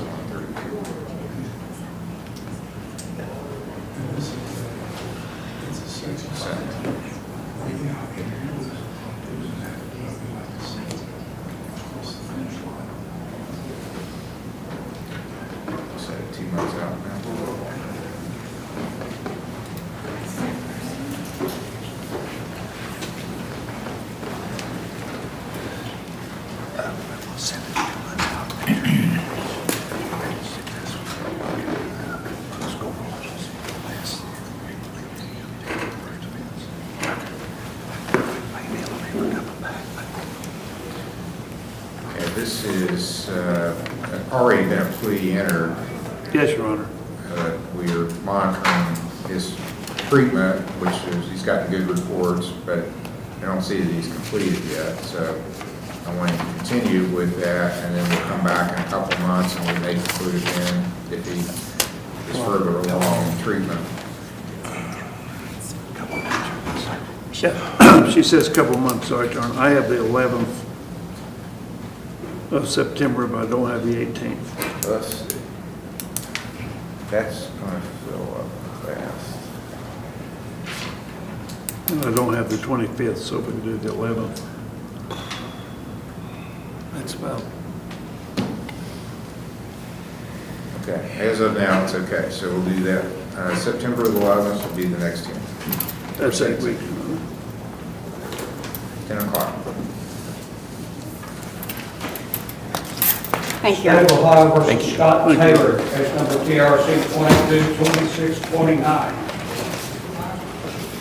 And Your Honor, on that, he had been given driving privileges. I assume those will continue. Yes, you may want to check to make sure that the dates are good.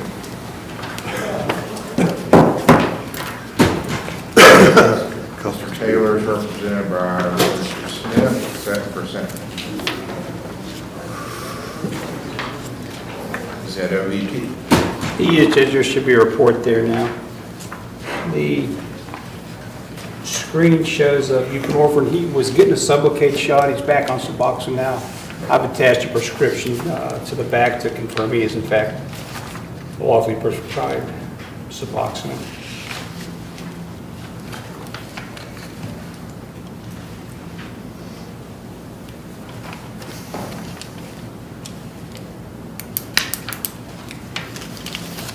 He's taking gabapentin. I saw that, and I saw the prescription.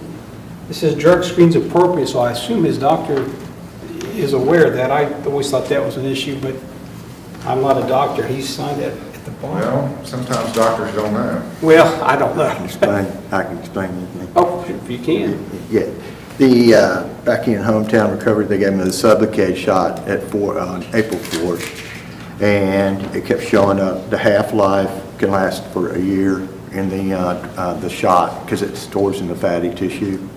And I said, wow, why does it keep showing up at OVP in my screen? And I said, I don't want to be on it anymore, and I wasn't. So, and I went to Scott Orthopedic, and I've got to have surgery on my right arm, when my right biceps tore off. Somebody prescribe you the gabapentin? Yes. Who does that, doctor? The one they referred me to. I've been jumping through hoops, Midland Mental Health, Scott. Is this the Gotta go to orthopedic court. surgeon is prescribing you gabapentin?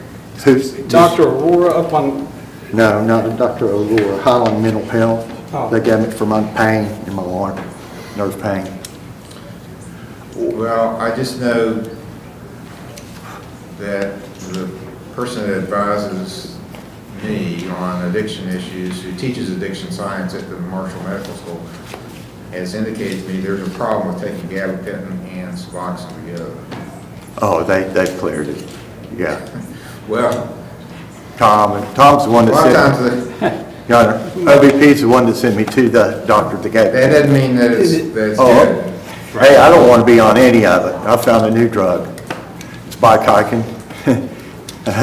I'm off cycle. Just because the doctor gave it to you doesn't mean that's good. Yeah, I don't want to be on any of it, actually. I've been going to Planet Fitness every other day and then riding my bike on Bikeikin. speak with your doctor and see if they can get you. Yeah, I'm not a I doctor. prefer not to be on anything. I'm like That's the what I judge, told I've always him. heard that can get Yeah. bad. I haven't taken any of the other ones. Okay. Yeah, it's that Sublocade lingers on, it's got a half-life of 6 months. And I said, wow, what is that? And then when all this pain started happening, I've been numb, my hands are numb. I can't even feel a pen when I pick them up, and I'm trying to do, I said, is it a blood flow issue? And they said, no, it's nerve pain. And I have no right bicep, it's in that, and I'm right-hand dominant, and all this repetitive motion and everything. And it's just, now I'm gonna get a debridement surgery in my right arm, right here. Okay, 'cause- that's enough. We don't- All right, I'm sorry. Yeah, I He's just wanted only to been on explain. 2 months now, Judge. I think we need to go a little further out. And this is actually on, I mean, I don't know what the priors are, but they're showing 2 priors. The main thing with Mr. Taylor is that we don't want him back in here with problems with his, usually shows up with his mom, with substance use at the root of the problem. And, or an OBI. We don't want an OBI either, so far so good. Yes. So we'll keep monitoring. Let's set something a month out, August the 18th. I can do that, Judge, August 18th. 18th. Yeah, August 18th. But I am concerned about you taking gabapentin with the Suboxone. Yeah, you might ask your doctor about that. I was prescribed, I was on it before. I know you were, and I know people get it, but I'm not sure it's the best. They abuse it, I know. I just don't want to be on anything. August 18th, 10 o'clock. And 2022. State of Ohio versus Jamie A. Baker, case number CRB 23-155. I see that. Okay. Talk to your doctor about that. I'm not sure. I don't want to be on anything. Well, let him or her I know told him I that. didn't want to even take another Suboxone shot. My kid.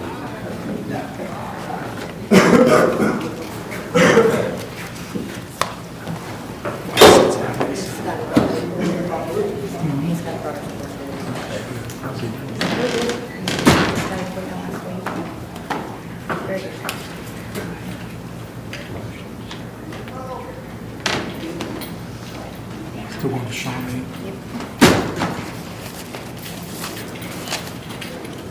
I'd like to see that.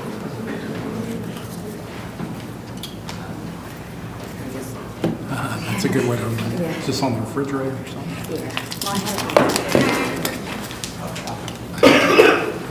It's resealable, it's fine, it's just. It's stuck. Fine. It's like more detail. Okay, this is Jamie Baker set for sentencing. Your Honor, we do that report. Okay. You don't have a warrant, right?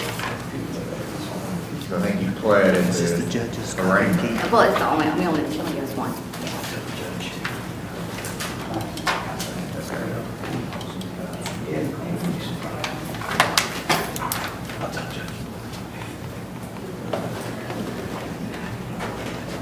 Okay, it's a good report. And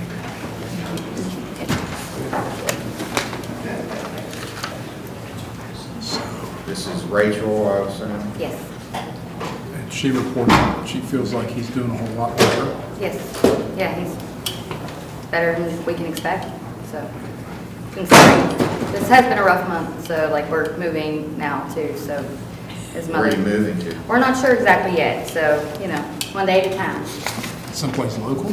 We're trying. How do you want to proceed? I mean, we'd like to become finished, if, like, you guys So- agree. You don't want to prosecute this? No, absolutely not. And you feel like he's back on course Yeah. where he needs to be? Yes. 'Cause Yeah. that was the problem, right? He wasn't doing what he was supposed to do with his That was, healthcare. yes, exactly. And now he's right where he needs to be. He's been seeing his doctors every month, getting his medication as they want him to get it. And do you think he'll continue to do that even if I'm not looking over his shoulder? Yes, yes, I think it's encouraged him honestly because of this to pay more attention to his health. Mr. Hill, how do you want to proceed? Well, I guess I'd like to hear Mr. Baker say that himself. He's going to keep on. Yeah, I'm gonna keep on with my medicine regimen and stuff. Yes, sir.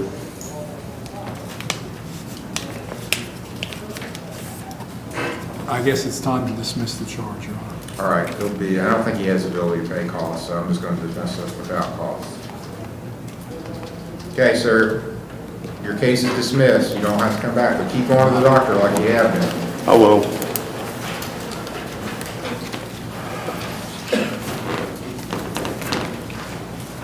State of Ohio versus Stephen M. Atkins on a recall, case number CRA 233930. I spoke to Nick Webb, he had to leave for a meeting, but he confirmed that Stephen Atkins. He left on July 10th. They picked him up July- July 5th. He left. July. So 5 days, he stayed 5 days. Yep. And I've had he had to figure out how to get someplace from Glenville, West Virginia. He must be out in the woods or something. I don't know where he would go, but it's a long walk. We'll nolly this one to the grand jury, Your Honor. Acknowledge the grand jury. Thank you.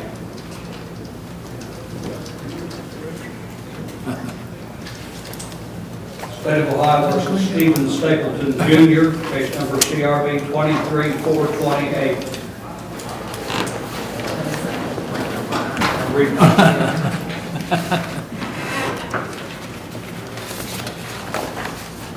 Okay, this one I was letting the prosecutor get their file because Mr. Stapleton had entered a guilty plea and we were going to do sentencing and I wanted to get the state's input.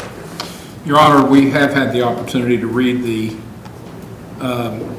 criminal affidavit, which, in which it is said that the alleged victim in this matter really didn't want charges filed in the first place, but because there was evidence of domestic violence, the charge was filed.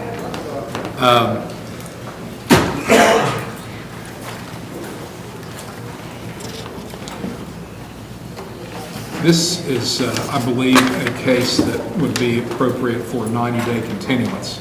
But since it's brand new, we have not had a chance to contact the alleged victim, so we do want to do that.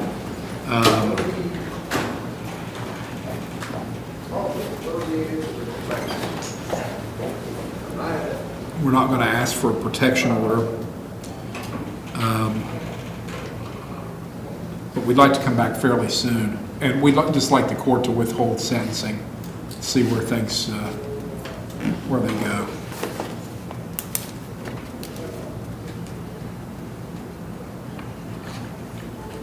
Okay. Are you staying local, Mr. Stapleton? Right now I'm staying with my aunt. And where's that? It's out in Pedro. Okay, so that's pretty local. Where are you from originally? Willowwood. Okay. I'm going to accept your guilty plea, but I'm not going to sentence you. I'm going to let the state get a hold of the other parties and get their input. But I'll set it for a sentencing hearing. And are you working, sir? What do you do? No, Your Honor, I don't work, but I plan to in the future. Okay. So there's no days currently that you can't be here because of your work here.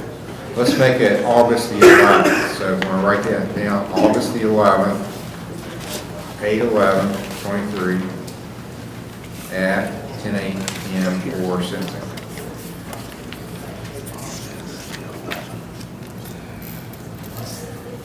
August 11th. August 11th.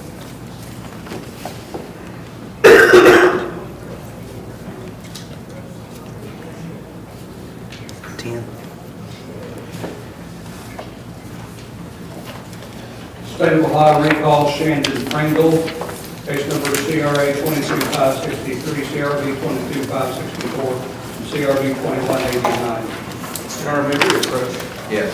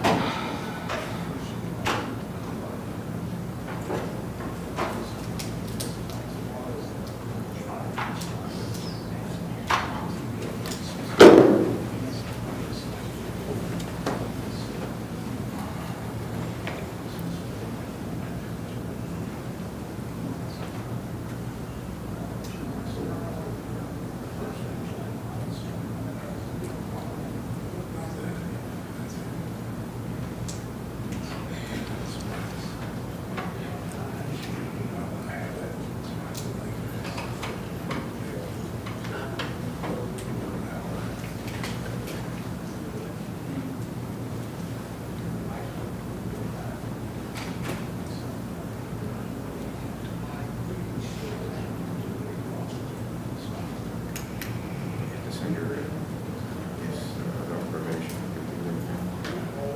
That's what I was told.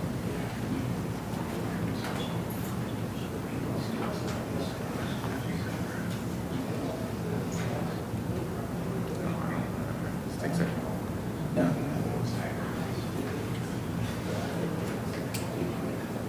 Oh, history. I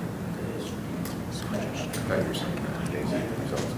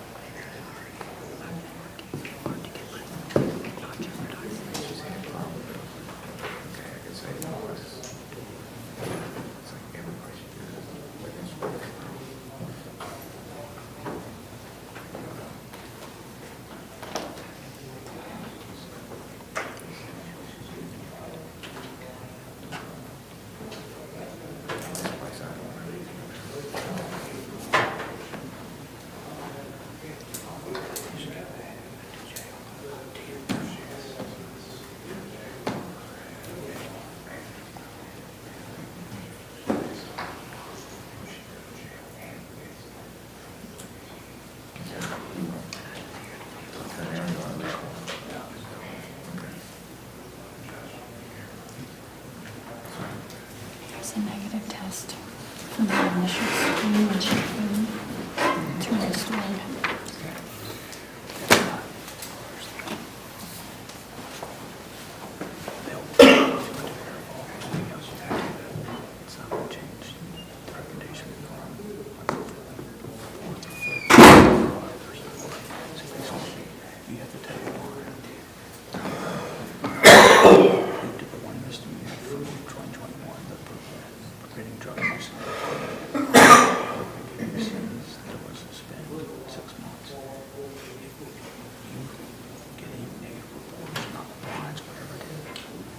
And those of you who are represented by Mr. Morford, he is on his way. Yeah, here. He's here, he's just behind us. There he is. That's it.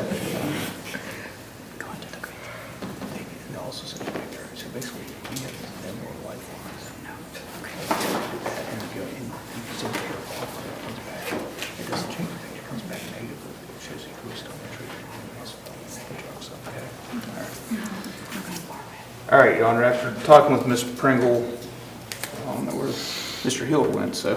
He'll be back shortly. Okay. But based on what we talked at the bench, we'll change our plea on the 21 case, the permitting drug use, and go with the recommendation of the state. And I believe she's going to continue working under treatment. And then Okay, Ms. Pringle, do you agree with your attorney that you want to change your plea on that case number 2189, which is permitting drug use? Yes, Your Honor. And the plea was guilty, correct? yes, Your Honor. All right, I'll accept her plea. I'll impose a $200 fine, which I'll suspend if she successfully completes treatment. I'll order her to pay the court costs. I'll sentence her to 180 days in jail, which I'll also suspend if she successfully completes treatment. And I believe there's another misdemeanor charge that the state was willing to dismiss at this time, if I recall. Yes, as long as she's pleaded to the one, She did, we just questioned. we'll just keep the felony pending. Yes. And dismiss the other There is a charges. pending. There's actually two misdemeanors. There's 22-564 and 22-295. 22-295.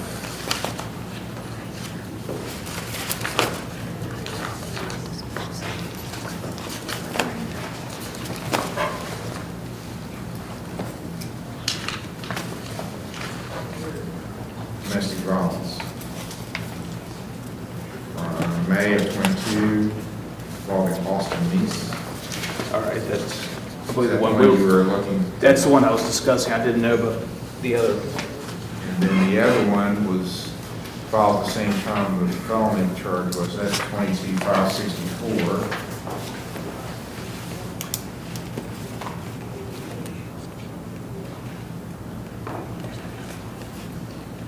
That was a domestic violence involving David Lambert from September of 22.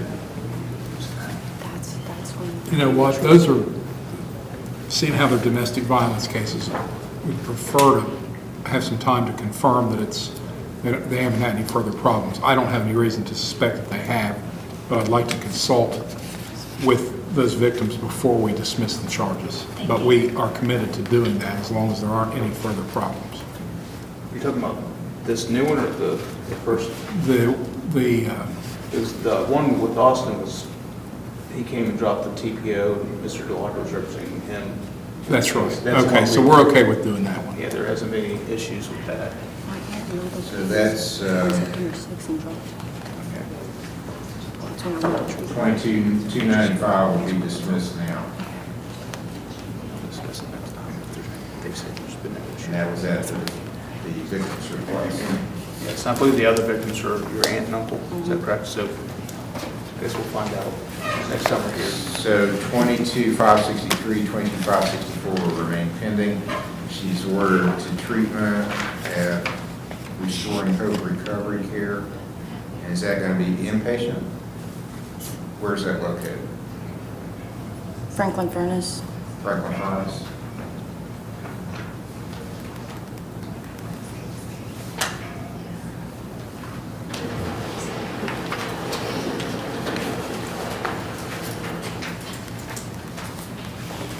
Just make sure we have reports every time we go to court. Next hearing, August 18th.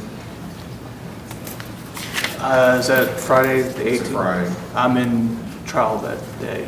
Okay. The 11th, August 11th. That's fine, Your Honor. Yes.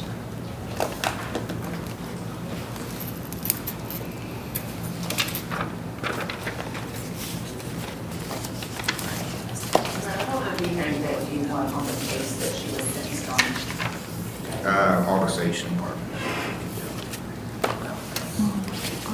Yeah, we'll set it for August. We'll just keep it tracking with the felony too. So it'll be, we'll set it as a pre-trial review, so it'll stay on the 10 o'clock docket rather than Okay, 9 and on the o'clock. 11th or the 18th? It's on, I'm sorry, the 11th, correct, August 11th.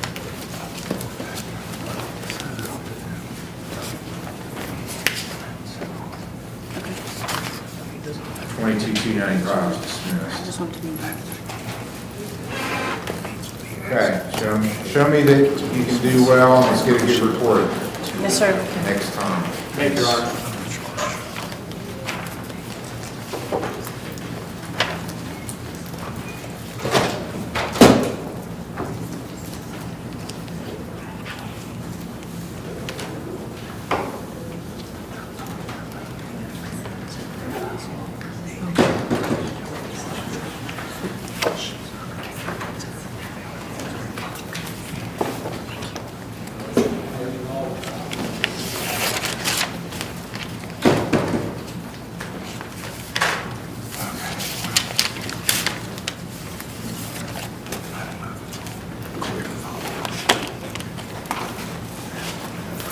State of Ohio versus John D. McCoy, case number CRB 22426, CRB 2697, and CRA 23397 A and B. John D. McCoy. This is Mr. Morgan's case.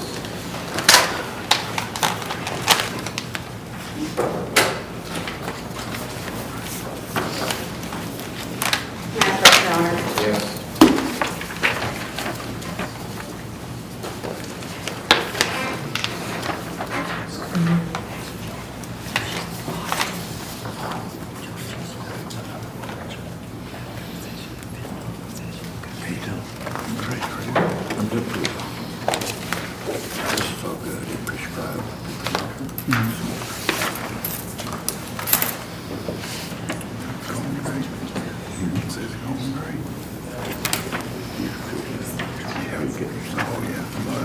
Okay, have a report from Bethesda, which is good. Inpatient care with an ankle. That's correct. So, good start. Continue on. Please, from here, Judge.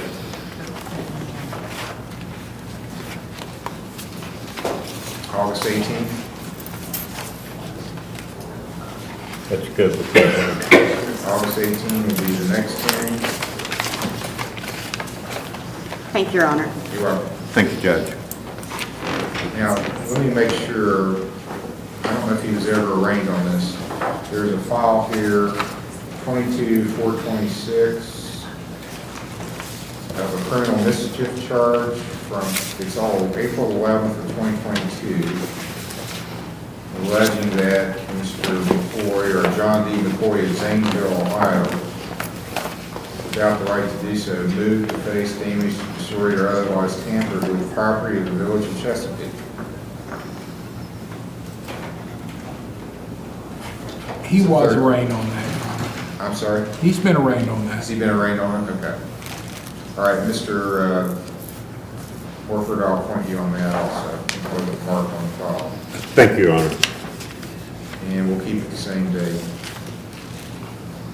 as the other. So that's August the 18th with time waiting. So waived, Judge. Thank you. Your Honor, You're welcome. there's also, just in case here, 20 CRB 697. I do have that also. It will also be set for August 18th. Thank you, Your Honor. You're welcome. Thank you, Judge.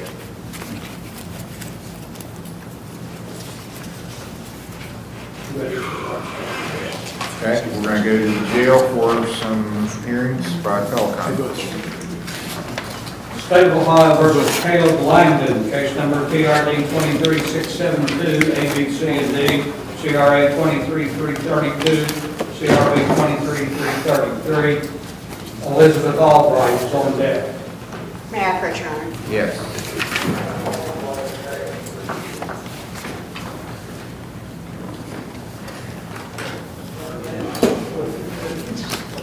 All right, sir, you're Caleb Langdon. Yes, sir. I think I need to explain a little bit. So, Mr. Langdon was brought in on Monday. He was one of the gentlemen that tried to leave the facility. Oh, okay, I remember now. We also He's been did, there a week now. yeah, we've also done a search of the houses on Monday, and we found urine under his pillow in a bottle. I mean, we still want to take him back, but I just need to make the court aware. Yeah, he hasn't been taking things seriously. Your Honor, after this week of reconsideration, I would love to get back there. I don't have anything. I'll take a drug test now. I'll pass everything. Well, I hope so. You've been in jail for a week, right? Yeah. The main thing I want you to give up is your attitude. Yes, sir. You had the attitude that you were going to manipulate, do, shape, change things to what you wanted to do. Because you're the one, I believe, that led mutiny on the bounty I don't know if you ever heard of that, but pretty famous book and movie.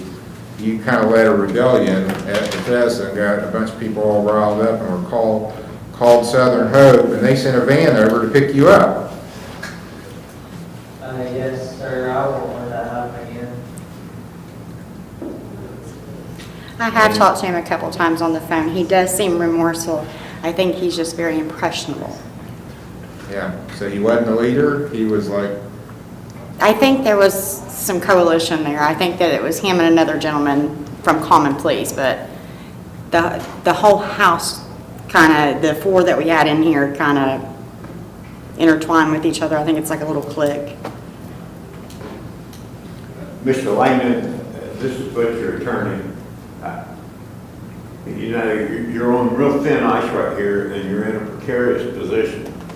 You have the possibility of going to treatment and either having charges amended or perhaps dismissed. Do you understand that you need to get in the program and work the program and get yourself back? Yes, sir.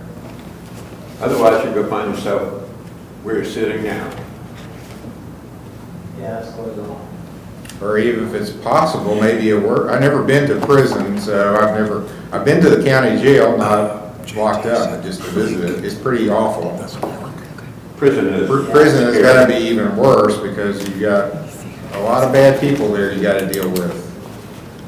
A place to be avoided. And you got a chance to avoid it, but you were kinda acting like you were in control of everything and you were just gonna do whatever the heck you wanted to do and nobody was gonna call you on it. How did that work out? What? It worked out bad. Okay, so this is probably your second. You're not going to get 3 strikes. You're going to get 2 strikes. You've already had a strike. So you're on thin ice now, as Mr. Morford said. Next time, you go to the grand jury if you don't comply, and you can talk to one of the judges down in Common Pleas. You won't be talking to me anymore.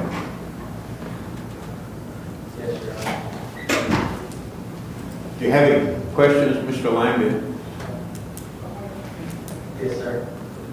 You do have questions? No, sir. Okay. Okay, so you're going to be compliant. You're not going to try to game the system. You're not going to save up urine to use on tests. You're going to be forthright on everything. Yes, sir. You're going to do what you're supposed to do when you're supposed to do it Yes, sir. without complaint. Yes, sir. Okay, because I'll get a report. You get a phone call. I'll get a phone call because I don't think the van never made it to Southern Hope, did it? And that was because I got a phone call and I called somebody at Southern Hope and I said, you do not go pick up people when they call you from another facility. So that person called the van and the van turned around and went back. Right?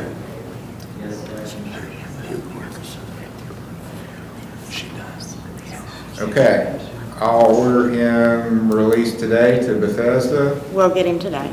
for your second and final chance at Bethesda. Yes, sir. And then I want to see you with a good report.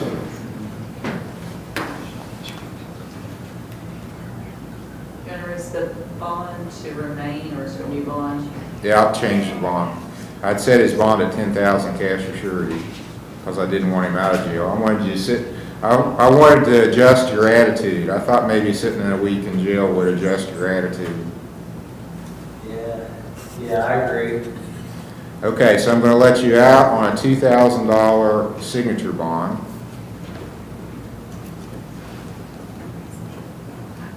And we're going to try this again.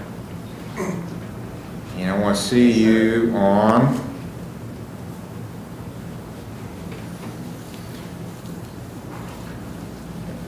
I think 2 weeks. Let me see what that's like.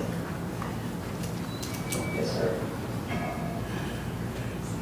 July 31st, are you Your Honor, there? I have a previous commitment in juvenile court then. August 4th?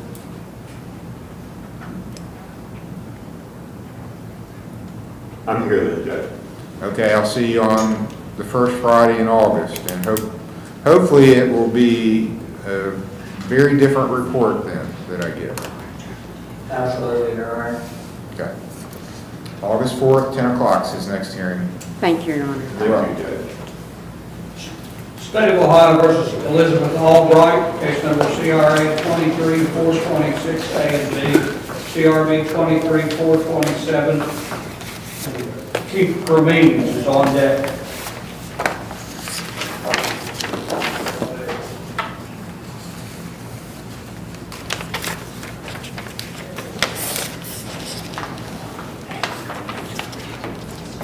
I'll see you Thursday. Ma'am, are you Elizabeth Albright?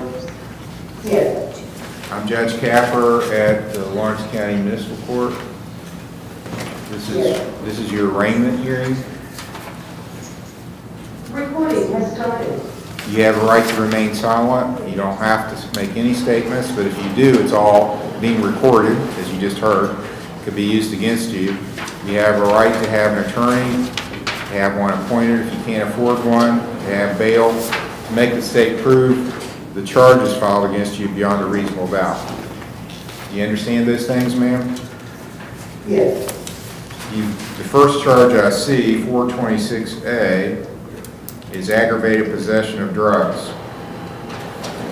It alleges that at Fayette Township, everything happens in Fayette Township, seems like, today anyway.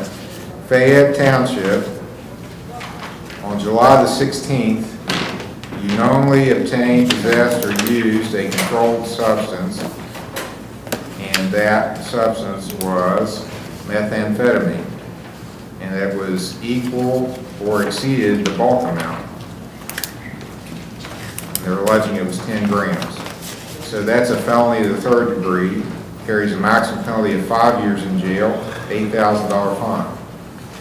426B alleges July 16th, you received, retained, or disposed of a license plate off of a motor vehicle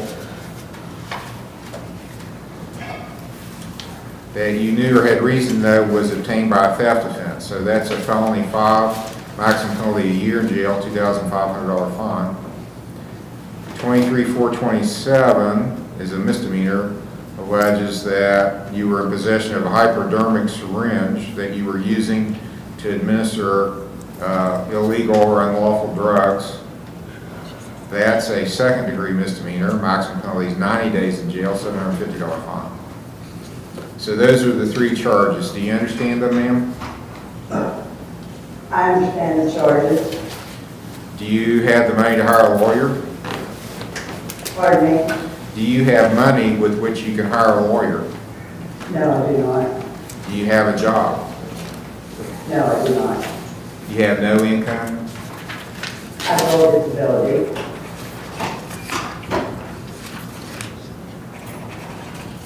All right, I'll appoint Mr. Morford, and then we're probably going to need some other lawyers if they haven't all skedaddled. Still here, Your Honor. Mr. Stiers is still here. All right, Mr. Morford, I'll appoint you on this one. Thank you, Judge. Mr. Morford's going to be your lawyer. He's here in the courtroom, so he's starting all this. And I've got a Lavalette, West Virginia address for you, ma'am? Yes. That's correct? Yes. What's the state's position on bond for Ms. Albright?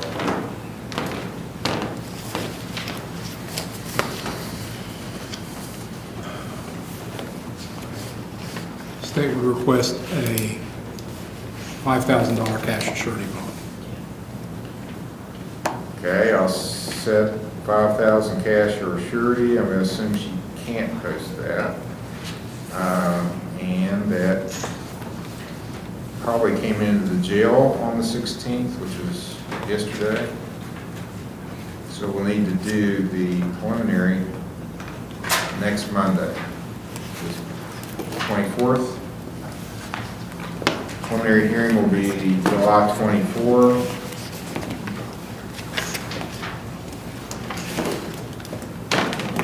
O'clock. Do you have any questions, Ms. Albright? Yes, I asked for a drug test. Those drugs were not mine. I do not do those drugs. Okay, I'm going to have your lawyer will call down and talk to you on the telephone, so if the jailer can keep her available where she can be reached for a telephone call. Then, if you make bond, you have to be in the court in Chesapeake July 24th for a hearing, which is a week from today. Oh, do you have how can your lawyer reach you? Do you have a phone number where you can reach you or a family member? I had a cell phone that they couldn't have. Do you think you can post bond or not? I'm not sure. Do you have do you know your cell phone number?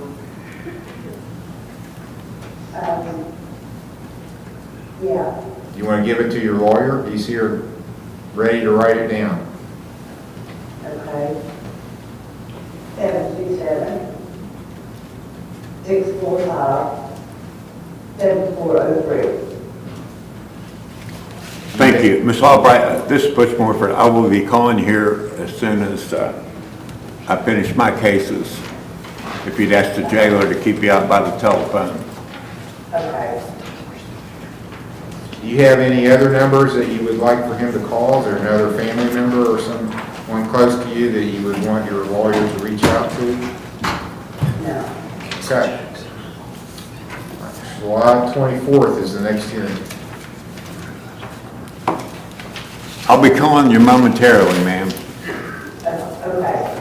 State of Ohio versus Keith P. Cremines, case number CRA 23430 and CRB 23431. Jonathan Harris is on deck.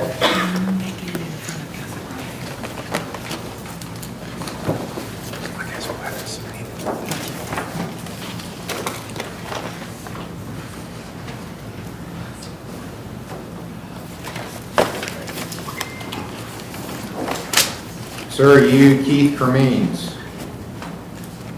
Yes, sir. I'm Judge Capper at the Lawrence County Municipal Court, doing your arraignment hearing by teleconference. It's all being recorded. You have a right to remain silent. You don't have to say anything, but if you do, it is going down on the record. It could be used against you. You have a right to have an attorney and to have one appointed if you can't afford one, to have bail, and to make the state prove these charges beyond a reasonable doubt. Do you understand those rights you have? Yes, sir. Okay, two charges facing you: possession of fentanyl-related compounds and disorderly conduct. The possession charge alleges that on May the 18th of 2023 in Fayette Township, South Point, it's always the rowdiest place. Do we have any South Point people in here? It was.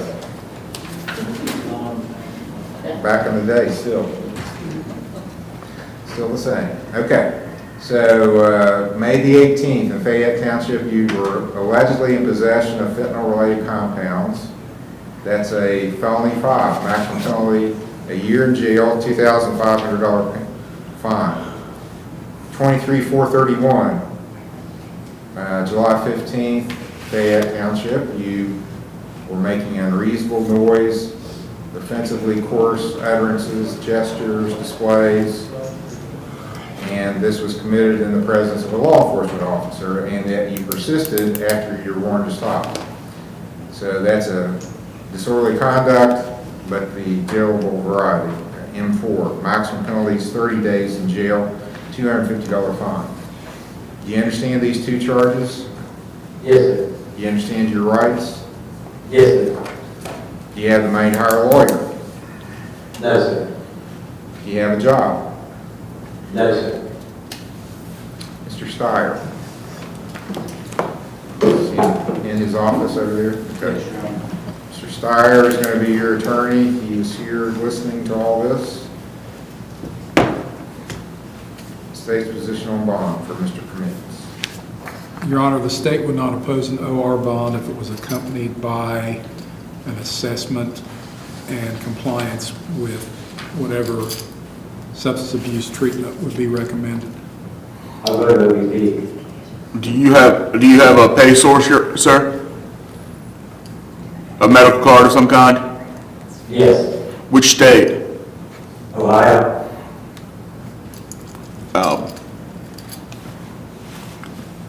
Would you be willing to be assessed for treatment? Yes, sir. Okay. I go to OVP now. You're an active client at OVP? Yes, sir. Where do you go now? Over to Huntington. Which one? Yeah. Outpatient at Huntington.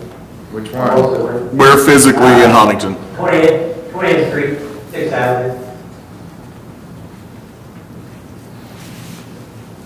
I've also went to the one in South Point. Inpatient, you were an inpatient there? Yes. And I'm 30 days there. Well, maybe we need to change it up. Have mail beds. Okay, I'll order you released to Bethesda, so that's going to be longer than 30 days. You still willing to do it? Yes. Okay. Now, we just had somebody that went back to jail because they caused a big problem when they got the treatment and they thought they were going to boss the other staff at the facility around and the other clients and decide when they were going to do things and when, and if they didn't get what they wanted, they were going to get another facility. That's not going to happen. No, sir. Because what can happen is you can go on to the grand jury, get indicted, and face possible prison over this if you're not cooperative. Do you understand that? Yes, sir. Okay. So you have to do what you're told to do, unless it's something illegal or immoral, and I trust that's not going to happen. Yes, sir. Okay, I'll make your bond $2,000 OR. Ordered released to Bethesda for inpatient treatment, and that'll happen today. Yes, Your Honor. Come back for a checkup on him on the 31st. Are you here then, Mr.? I am, Your Honor. July 31st, I'll see you, and they're going to give me a report. Maybe you've already been through this, but you know, I'll get a report. Hopefully it's a good one. Okay? It says you're doing what you're supposed to. Yes, sir. July 31st, 10 o'clock for preliminary hearing. And pre-trial. Thank you, Your Honor. You're welcome.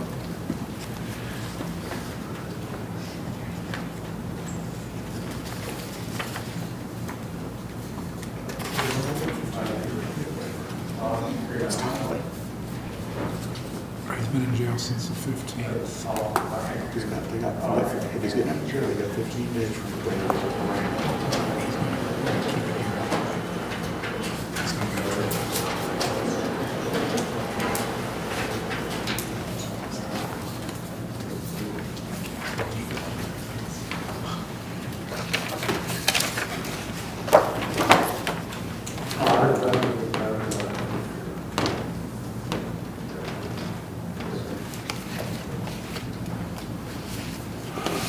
State of Ohio versus Jonathan Harris, case number CRB 23429A and B. Jack M. Jones is on deck.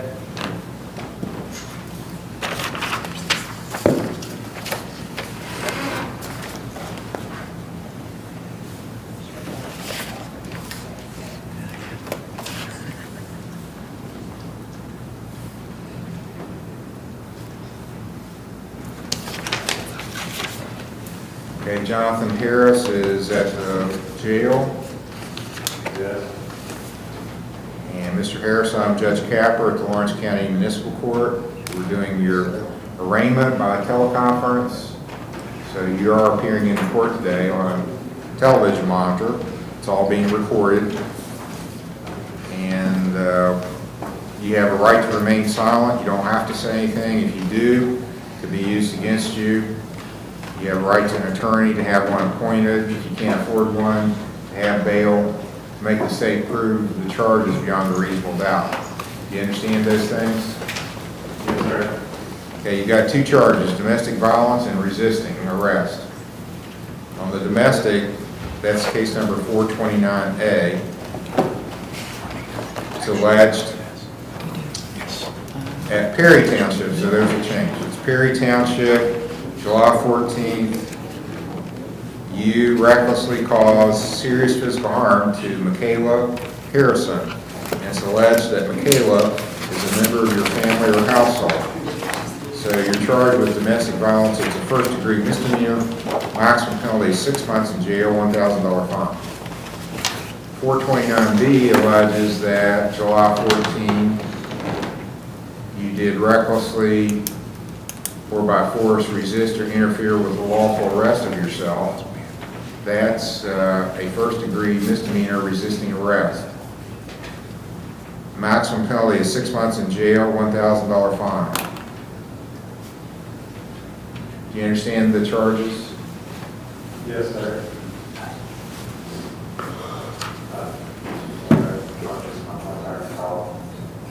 Yeah, I'm going to ask you for a plea.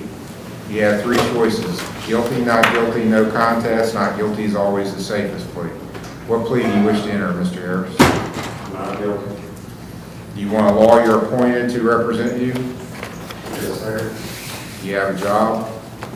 Yes, sir. You know, I have two jobs. I work at Packers and Pipes, and I still work for Triple B. Okay, how much do you make? I got to determine your income. What, at Packers and Pipes, I only make, like 2 cents every week, but I only get paid every other week. I get paid on the first and the 15th. I just stopped my job at Triple B because we on a shutdown and started working for Packers and Pipes. So I only make like 4 cents every week. Is that the one in Charleston? Packers and Pipes? No, it's in Ironton. Oh. Like pies and pints in Charleston. That's the one I thought it was. It's what is it? It's pies and pints in Charleston, patties and pints in Ironton. Oh, and there's not any kind of copyright infringement there? Or anything? I have, but would consult me on that. Okay, patties and pints. I never heard of it. It's out of Portsmouth. Yes. It's in the old Enzo building, I believe. Okay. Yeah. Yes. Yes. Okay. Yeah, I was in Ramallah. They had a Stars and Bucks. They don't have a Starbucks, but they had a Stars and Bucks coffee shop. Stars and Bucks. Is there any way I can do that on Mr. County or the left? Well, let's see what the prosecutor says. Yes, sir. What say you, Mr. Heald, about the bond? Your Honor, as much as it's our desire to see Mr. Harris do well, because I think he is a hard-working man, and there's a lot of things about him that he's been given credit for in the past, but this is at least the third time he's been charged with domestic violence, and prior to have been dismissed in this court. With the same victim? Yes. We just got into a heated argument after work. I've been at work from 8 o'clock in the morning, and I did clock out till 11 at night. And she asked me for our door key, which goes to the front door, and we just got an argument from there. Like, I didn't harm any violence to anyone. And I believe he's also on community control sanctions in common police court. So I don't have any information about a holder on him, but we would ask for a $5,000 cash or surety bond and a protection order. Do you have anything pending now where you have a lawyer representing you in the courts here in Lawrence County? No, sir. Okay.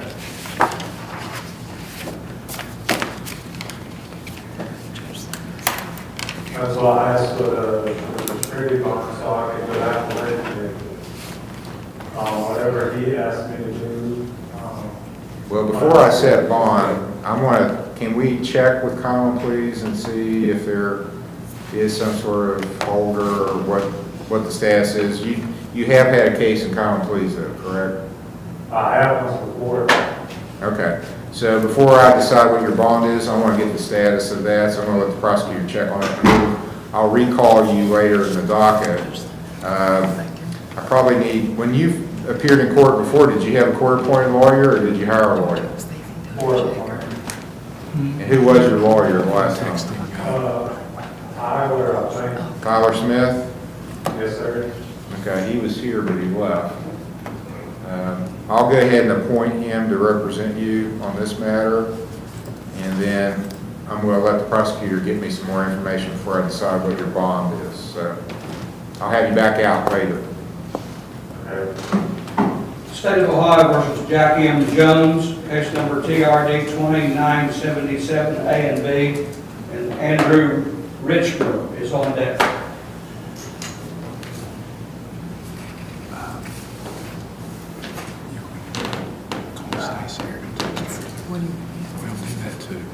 Sir, are you Jack Jones? I've been better.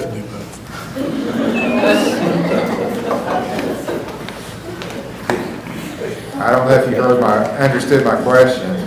I just wanted to confirm your name. Are you Jack Jones? Oh, yes, yes. Okay. Mr. Jones, it's alleged June the 9th of 2020, this is an old case, 3:19 p.m., Perry Township, that you were driving without a license, which is not a jailable offense. Maximum penalty is 500 hours community service and a $1,000 fine. And you failed to control your vehicle. Actually, there was a crash report on this. Yeah.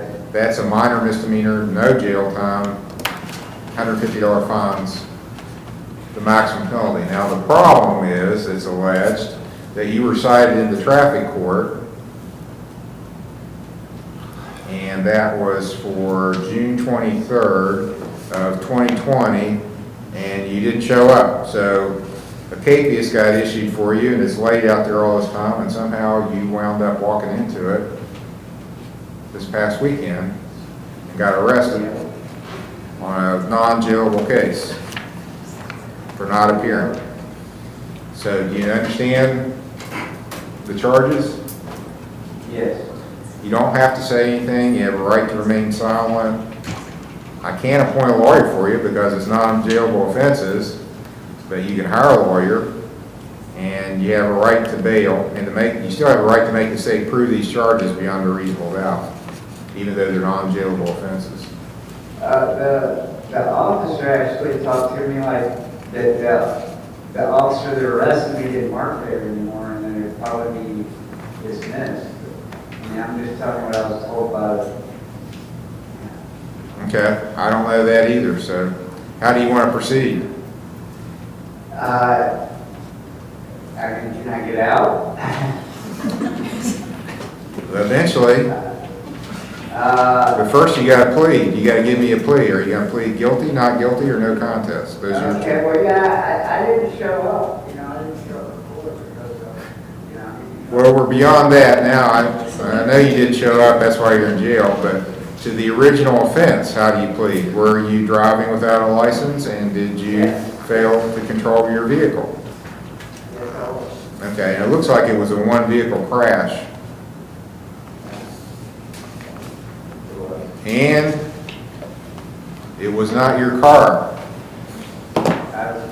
it was my father's. James, because it belonged to James Jones Yes. of Barbersville, West Virginia. So he probably wasn't too happy with you. No, but I actually got the clutch fixed in another car and gave him the car I had and didn't clutch. That's the way. Okay. When did you get arrested on this warrant? Capias, actually. It was Friday. Oh.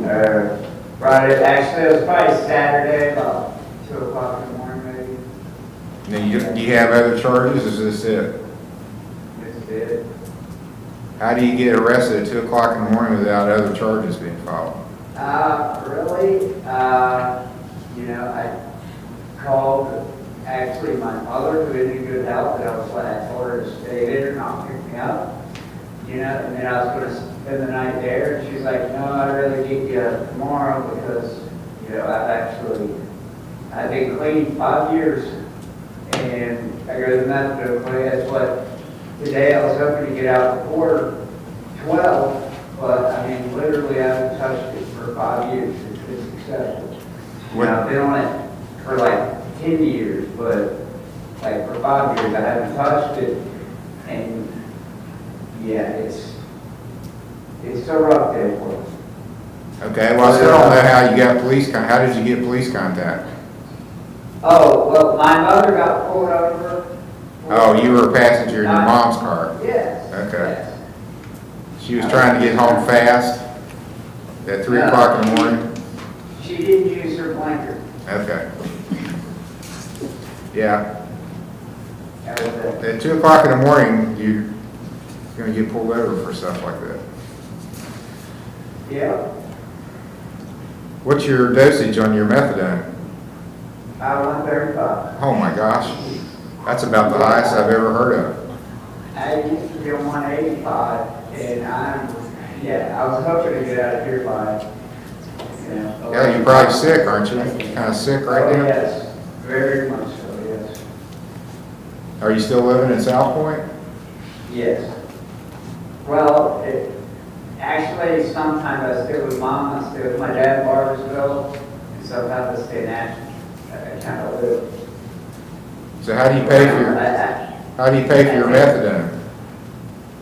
I get it for free. You do? I get it from medical card. On your medical card, they pay for it? Yeah. Okay. Well, But I also do work. I mean, I work security, a day a week. where do you work security? At a bar at Huntington. Okay. Well, I'm pretty sure I probably don't go to that park, so. Yeah. If you ever want to get off methadone, and I would recommend that you do that, there's several places around where you can go. Well, I know a lot of people don't like it, but it saved my life. And I mean, it doesn't do anything for me. I've been on it for so long. It's the fact that it relaxes me. I mean, I don't have any desire to do heroin. That's what's got me from doing it, is because, and I stayed out of trouble. I haven't been in any trouble for 10 years, I just wonder if you can function on, I mean, that's a lot. That's a lot. 135 milligrams is a lot. It doesn't even affect me. I've been on 250 milligrams before, and I used to be on 185, and I went down from 185 to 135. But in Huntington, usually I was on 250. I was on 200 another time. Well, you're probably getting this from Huntington, aren't you? Or are you going to Ashland? Ashland.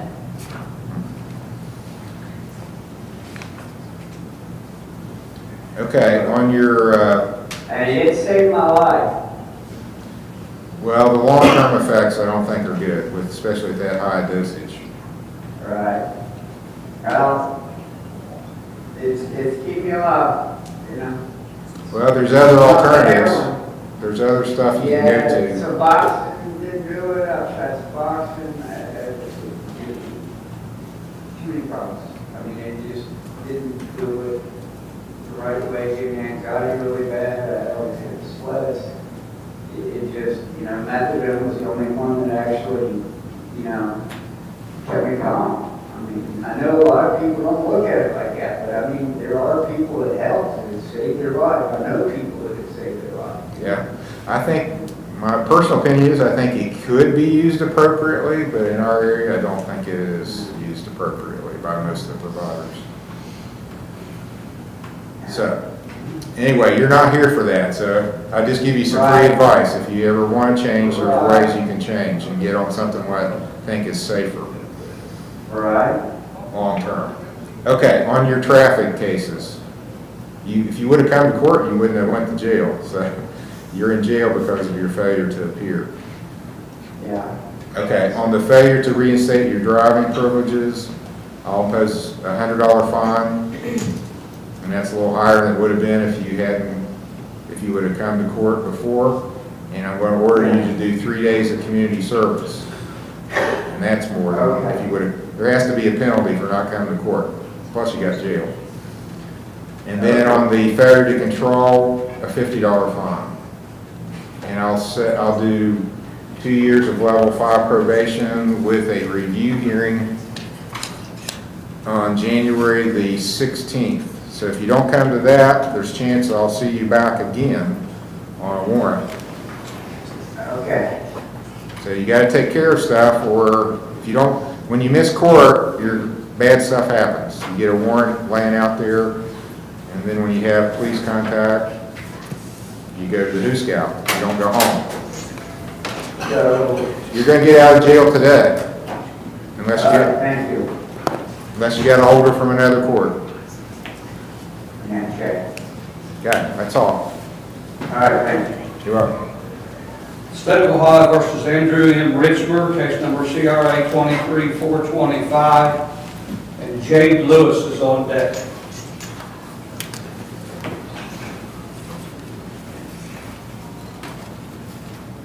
So are you Andrew Richmond?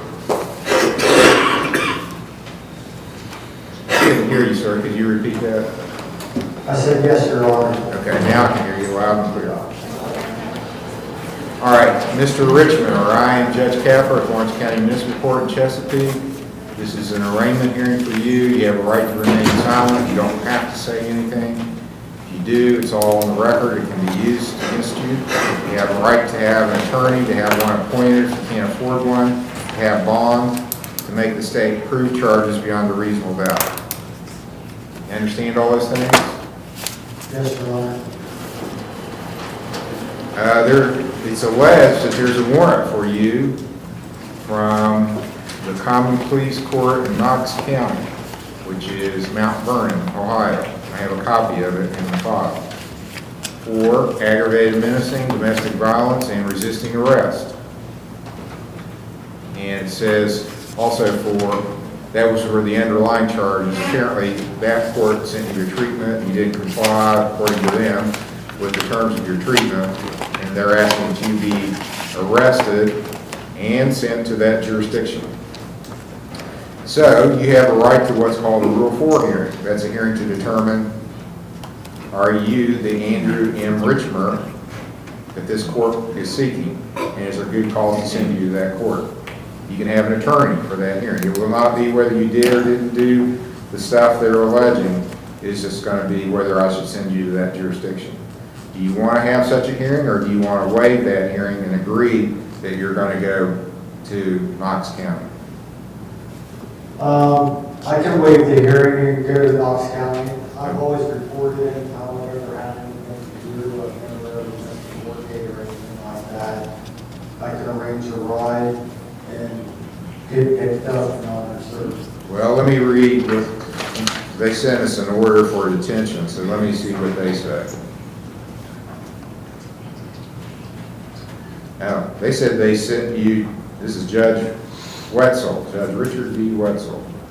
You were ordered to amended reads. I don't know if that's the one in Ironton or if it's another amended read.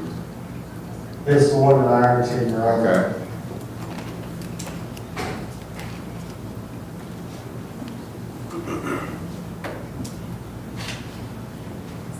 And it says that you are non-compliant with terms and conditions of treatment at amended reads, creating a risk to the safety of the community.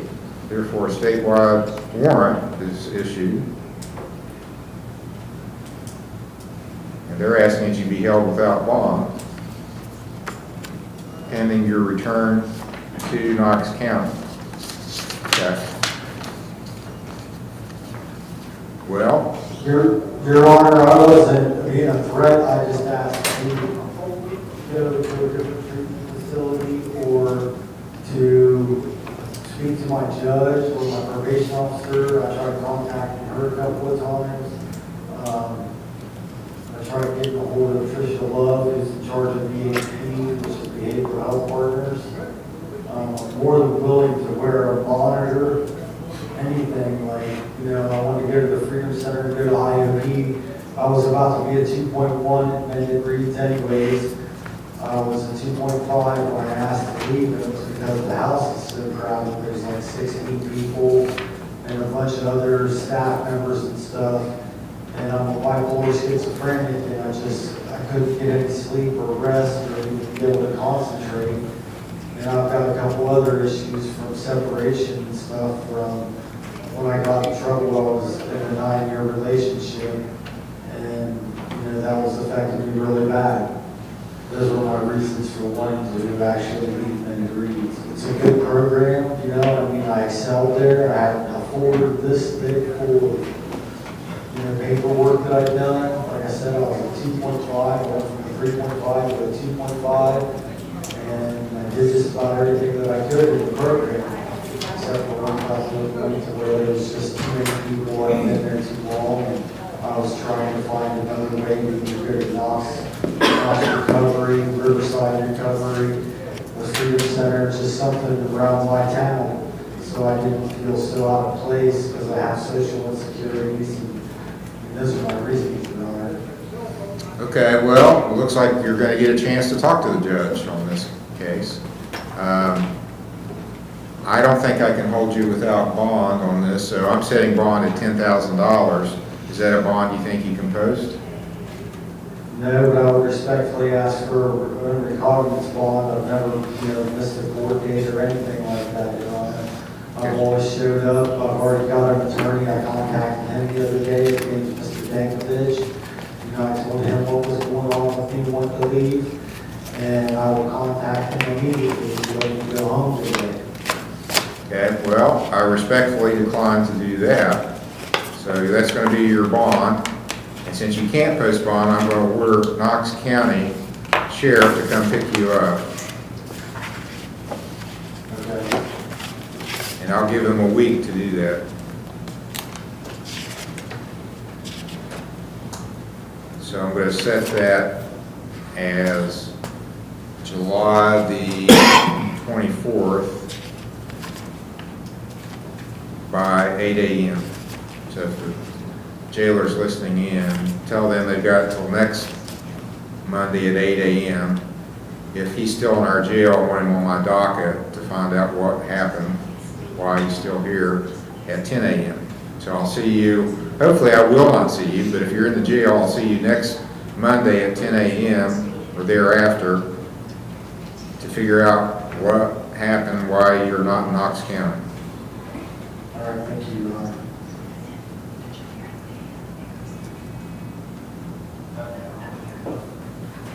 And his waiver will need to be sent down to the jail.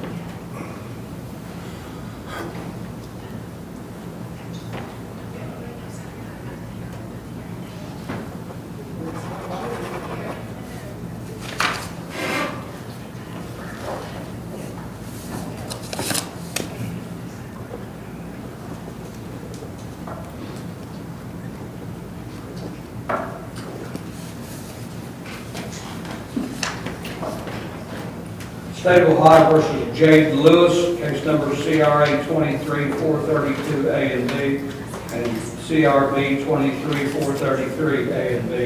Christopher Workman is on deck.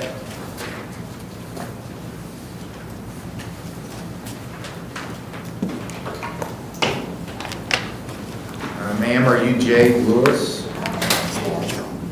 Ms. Lewis, I'm Judge Capper at Lawrence County Municipal Court in Chesapeake. This is your arraignment hearing. You have a right to remain silent. You don't have to say anything. You make statements. They're all going on the record. It could be used against you. You have a right to have an attorney, to have one appointed if you can't afford one. You have a right to bail, to make the state prove charges beyond a reasonable doubt.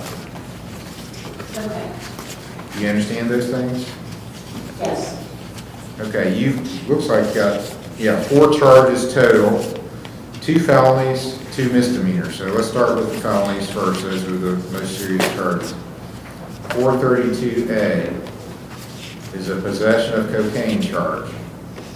And it alleges that on July 17th in Perry Township, you knowingly were in possession of cocaine, a Schedule II substance. Maximum penalty for that's a year in jail, $2,500 fine. 432B, same date, July 17th, alleges that you were in possession of alprazolam, a Schedule 4 substance, also a felony 5, possession charge, maximum penalty year in jail, $2,500 fine. 433A is a charge alleging July 17th you were operating a motor vehicle so as to willfully elude or flee a police officer after you were given a visible or audible signal from that officer to bring your vehicle to a stop. That is a first-degree misdemeanor, maximum penalty 6 months in jail, $1,000 fine.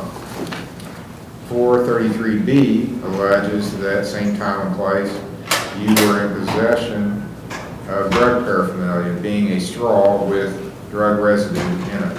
That's a 4th-degree misdemeanor, maximum penalty is 30 days in jail, $250 fine.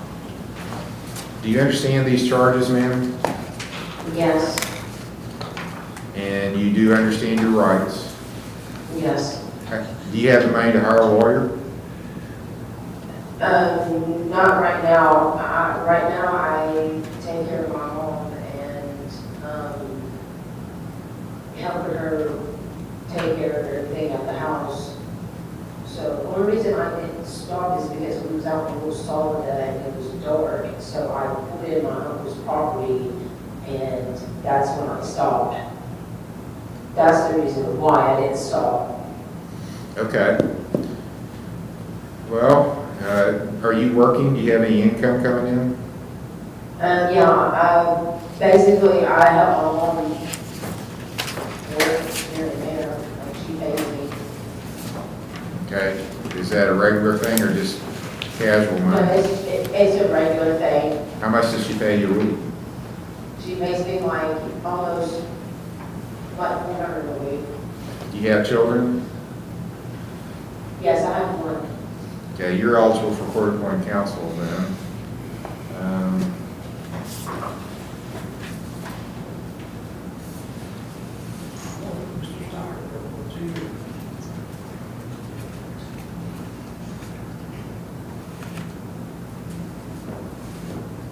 What's the state's position on bond?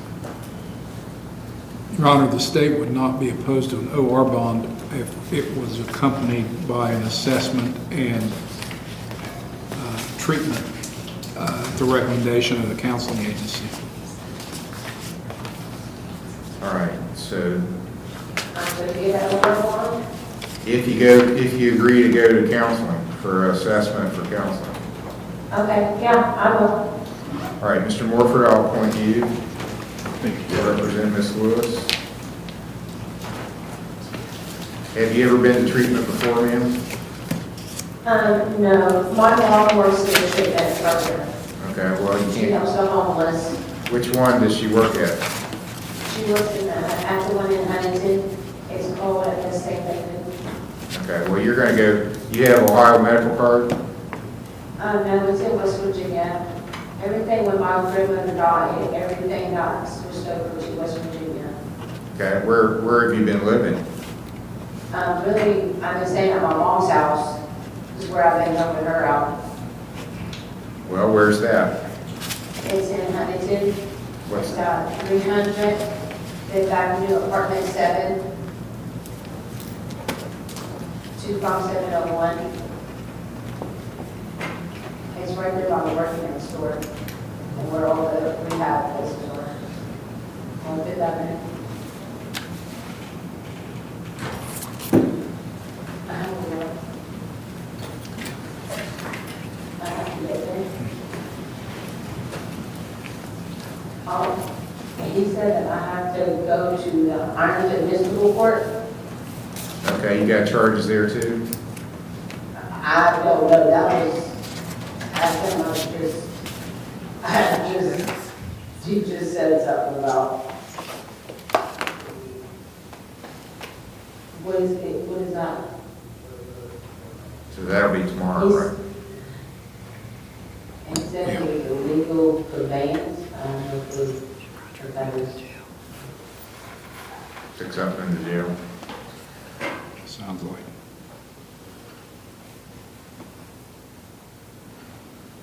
Okay, we're checking on it to see what the charge is.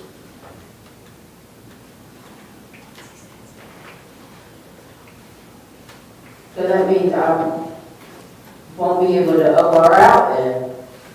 Probably not. They never charged me with anything when I came in. There's nothing on the docket so far, but Yeah, May they not be never filed charged yet. me with nothing. yeah, right.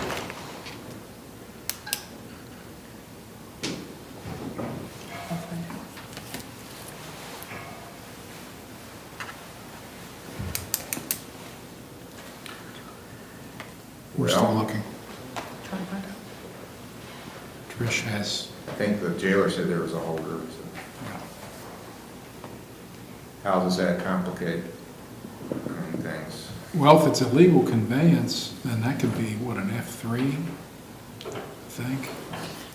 That might Keep her. change, yeah, what we can do, but we don't have a problem with making that the order out of this court anyway. Okay.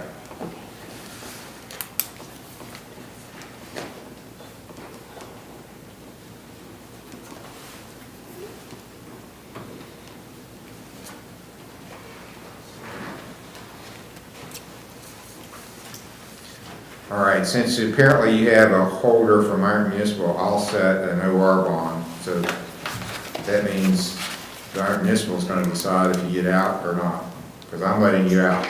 But I'm ordering you to seek treatment.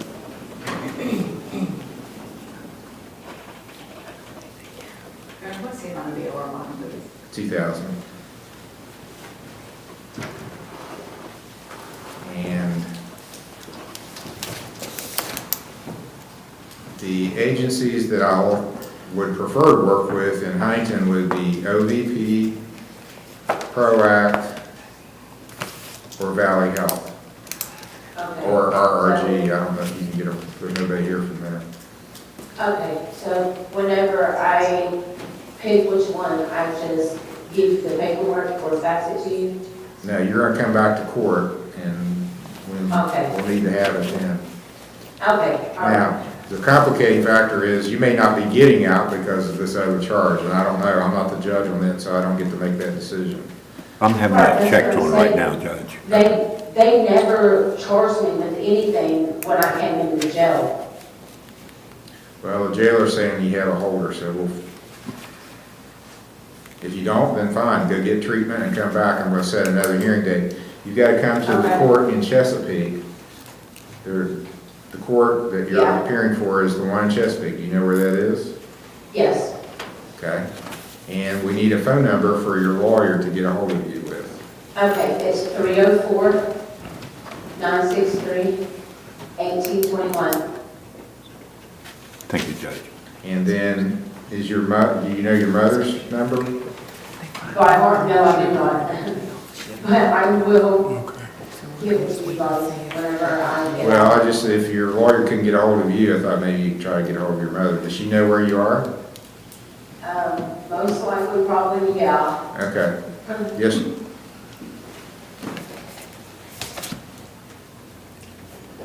And so we probably need to set this fairly soon. She may not be getting it. 24th, or you? I think I already said something for you on the 24th, didn't I? Yes. All right, your next hearing is a week from today at the court in Chesapeake for a preliminary hearing and pretrials. Okay.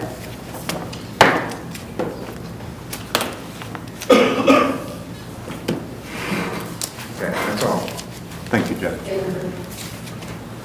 State of Ohio versus Christopher Workman, case number CRB 22614 and TRD 221555. Austin Carmen is on deck.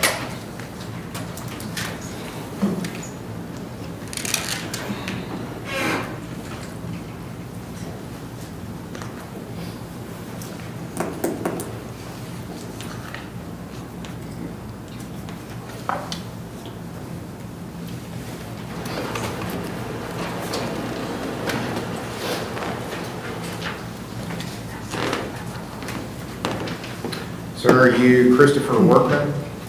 Yes, sir. Mr. Workman, I'm Judge Capper at the Lawrence County Municipal Court in Chesapeake. Your arraignment hearing is taking place here by teleconference. What we all say is being recorded, so if you make statements, they are going on the record. You have a right to remain silent. You don't have to say anything. If you do make statements, they can be used against you. You have a right to have an attorney, to have one appointed, to have bail, to make the state prove charges beyond a reasonable doubt. The charge filed against you, the new charge, and well, it happened last fall, is assault. It alleges September the 18th of 2022 in Fayette Township, you knowingly caused or tried to cause physical harm to George Yates. That's a first-degree misdemeanor, maximum penalty 6 months in jail, $1,000 fine. And then you got an older case, well, same year, 22-15-55, traffic case. That alleges May 20th, 2022 at 10:47 p.m. You were driving a vehicle without a license. That's a unclassified misdemeanor, maximum penalty 500 hours community service, $1,000 fine. Yes, sir. Do you understand these charges? Yes, I do, Your Honor. The new stalk thing is new to me. This is my stepfather, and there was witnesses there to say different. And as you can tell, it's been a while back. I'm not proud of this. I'm not. I love this guy. But I've learned to stay away from him, and there hasn't been any issues since then with that. And as far as the other charges, I plead guilty to the driving offenses. Okay. And So not guilty to the assault. What is this gentleman's name, Your Honor? Christopher Workman. We're going to get the file. Okay. He pled guilty to driving without a license. So, do you have any explanation, Mr. Workman, for not coming to court when you were cited? yeah, I got nervous because it was my second one, and I missed my court date, and then I didn't go back to court because, no good excuse for it, but I was just trying to go to work, if you'll read the report on it, when I got pulled over. Okay. What the officer says, and it's Trooper White, says the defendant was traveling south on State Route 7 with one tail light not working. Stopped him and said he did not have a license. Computer check confirmed he was under suspension. Yeah. Okay. How long you been in jail now? Since Friday morning. How'd that happen? It says I'm homeless here on the assault paper on the back. I was at my house for 20 years, and my father-in-law started a fire, small fire, and then the fire marshal guy, I guess, showed up and asked who did it. When he asked for my ID, he seen the warrant. That's how that happened. Okay.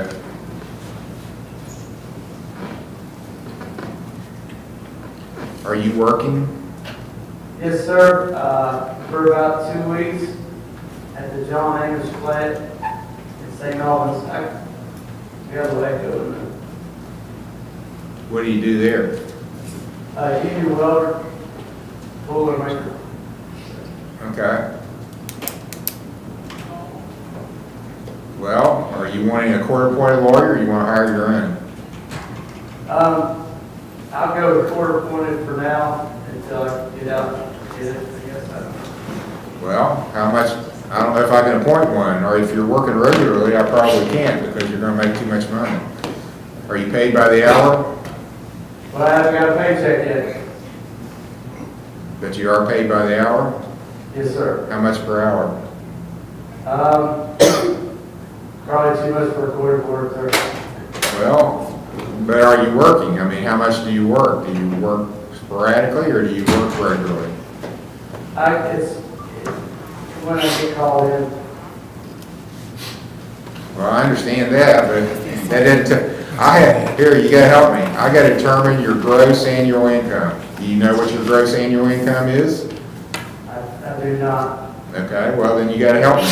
How much do you make in an average week? I've got, $100 some in the bank. I don't think that answered my question. Did it? That's what I got this year.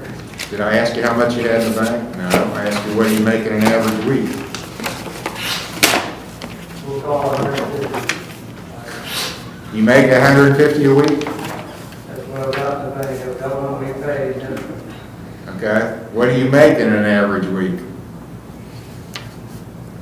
I've got, one week, 150. Okay. Do you get a paycheck every week or every 2 weeks? How often do you get a paycheck? Every week. I get my, How much is your paycheck when you get it at the end of the week? I'm not certain how much it's going to be, Your Honor. I'll get my own attorney to. Okay. That's okay. And you're gonna have to post bond now because you didn't show up before, so I don't have any confidence in you showing up without a bail bondsman. Right. So I'm gonna set your bond at $1,500, cash or surety. Can you post that? Is that 150? You already told me you got 150 in the bank, so usually that's what it is. Yeah, I think I can do that. Okay. So then how much time do you want to try to get a lawyer? A couple of weeks, maybe a month. And you're sure you can bond out? I'm sure. And you want to talk to the bail bondsman then, all right? Please. Okay, we can make that happen.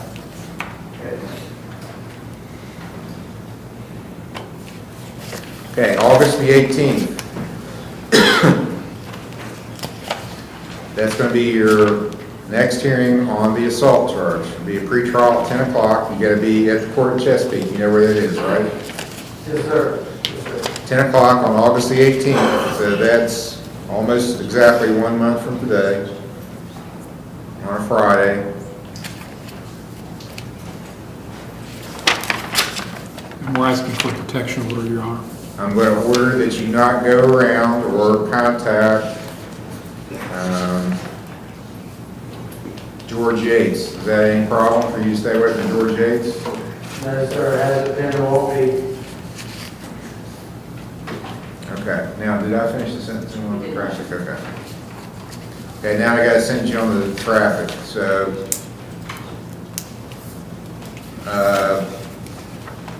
I'm going to impose a $150 fine and 18 hours of community service. Yes, sir. And set a review hearing date, 2 years of level 5 probation with a review hearing date, January 16th. Yes, sir. Thank you. So, no jail time on that, but if you blow it off and don't do it, and don't show up for the review hearing, see, here's the key people don't understand. There's some cases I can't put you in jail for not paying, but I can always put you in jail for not showing up.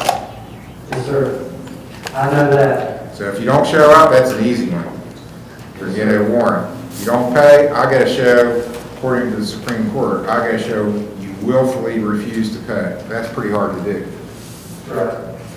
But not showing, we have enough people not showing up, I can fill up 3 jails.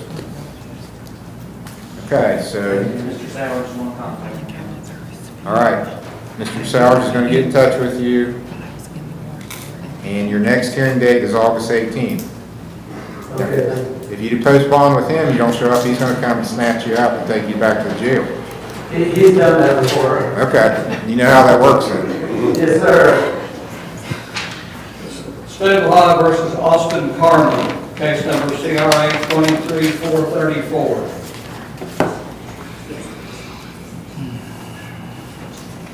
Michael Miranda is on deck.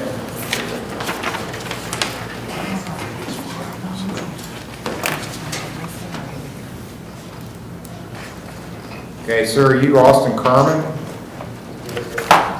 I'm Judge Capper, and this is your arraignment hearing on charges from Kentucky. This is happening in Lawrence County Municipal Court in Chesapeake. It's all going on the record here. You don't have to say anything. You have a right to remain silent. But what you say is on the record can be used against you. You have a right to have an attorney, to have one appointed. You can't afford one, to have bail, to make the state of Kentucky, Commonwealth of Kentucky, prove this against you beyond a reasonable doubt. They don't call themselves a state, they're a Commonwealth. And it's alleged that the charges are assault, and in parentheses, domestic violence, tampering with evidence, and wanton endangerment. Those are the three things they've got listed as charges. And this is from the Boyd County District Court. So you have a right, this is an extradition then, because it's out of state. You have a right to have a hearing on the whole issue of whether these are, on the face of it, legitimate charges that I should make you go over there and face. You can have an attorney at that hearing. We're not going to get in whether you did or didn't do the offense, but we're going to get into whether they have a basis for the charge, and if you're the right person that I should send over to on these charges. You understand that? Yes, sir. Do you want to have, it's called an extradition hearing. Do you want to have an extradition hearing? You can waive extradition. That means you're agreeing to go to Kentucky and face these charges. Do you want to agree to go to Kentucky, or do you want to have a hearing here about it in Ohio? I'll go ahead and go to Kentucky. Okay. I've never made bond over here. You have? Yes, sir. I made bond over here through Gary's hours. Well, I haven't set bond, so I don't know how you could have made bond yet, unless it's, do you have other charges over here? I just seen you Friday. Okay. And you posted me a bond. I thought you looked familiar, I bonded out and Kentucky had a hold on me. so you couldn't get out. No, no, sir. What's your charge here? Just, I think it's, aggravated missing and disorderly conduct.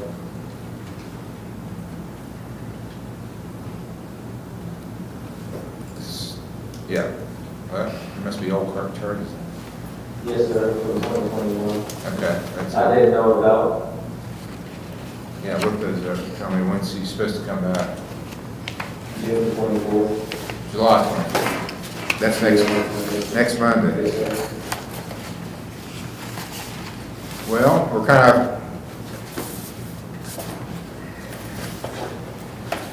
how much was, can you tell how much the bond was? We normally can't run Okay. without pulling the file.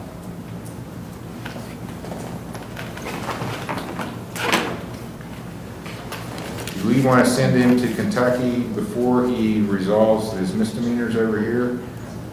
Mr. Heald? My attorney, Is Mr. Thompson, he's not here right now. What was the question, Your Honor? Do we want to let him go to Kentucky on these charges or keep him here till these are resolved? I can't tell if these are felonies in Kentucky or misdemeanors. Two are misdemeanors, one's a felony in Kentucky. And he was here just the other day on some charges, and I don't remember what those charges were. Assault or menacing or something? Menacing, because an old charge, 2021, You've never been sentenced on. or arraigned.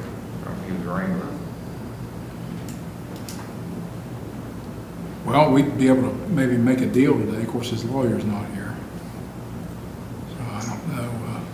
I'd like to at least have one more hearing with an opportunity to make a decision on that. Okay. We'd have to consult with the victim, of course. How much did you have to pay on your bond on the other case, Mr.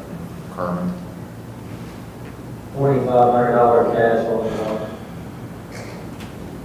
But the CO's in here told me to tell you that I've done made bonds, and maybe that I could go turn myself in on my case because my lawyer's out of town over there until the 24th.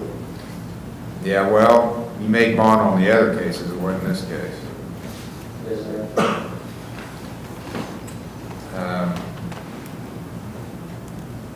I don't know that it's fair to Mr. Sowers to throw this charge on top of what he's already guaranteeing you for. So I'm going to set a new bond. If I make this another $1,500, that's $150. You think you can come up with that? Would I be able to get out? Is that for Kentucky? Yeah, that would be for the Kentucky charge. Yeah, I can come up with $150. Okay, I'm going to set your bond on these Kentucky charges at $1,500. Cash or surety. And if I pay this one, I can sure get out? Well, unless there's more hiding there that I don't know about. I didn't know about this the last time I arranged it, and then it popped up afterwards. So. I didn't either, because this case has already been done, but it was on a diversion for 6 months. And I guess that I pleaded no contest on this case. So in 6 months on the diversion, if I didn't get in no trouble, then the case would be dismissed. But if I did, I have a year of probation over my head and a year on top of that to serve if I got in trouble on the probation. Okay, well, you'll have to go over there and argue that with Boyd County. I don't get to make any decisions on that. Okay, I'll release you on a $1,500 cash or surety bond.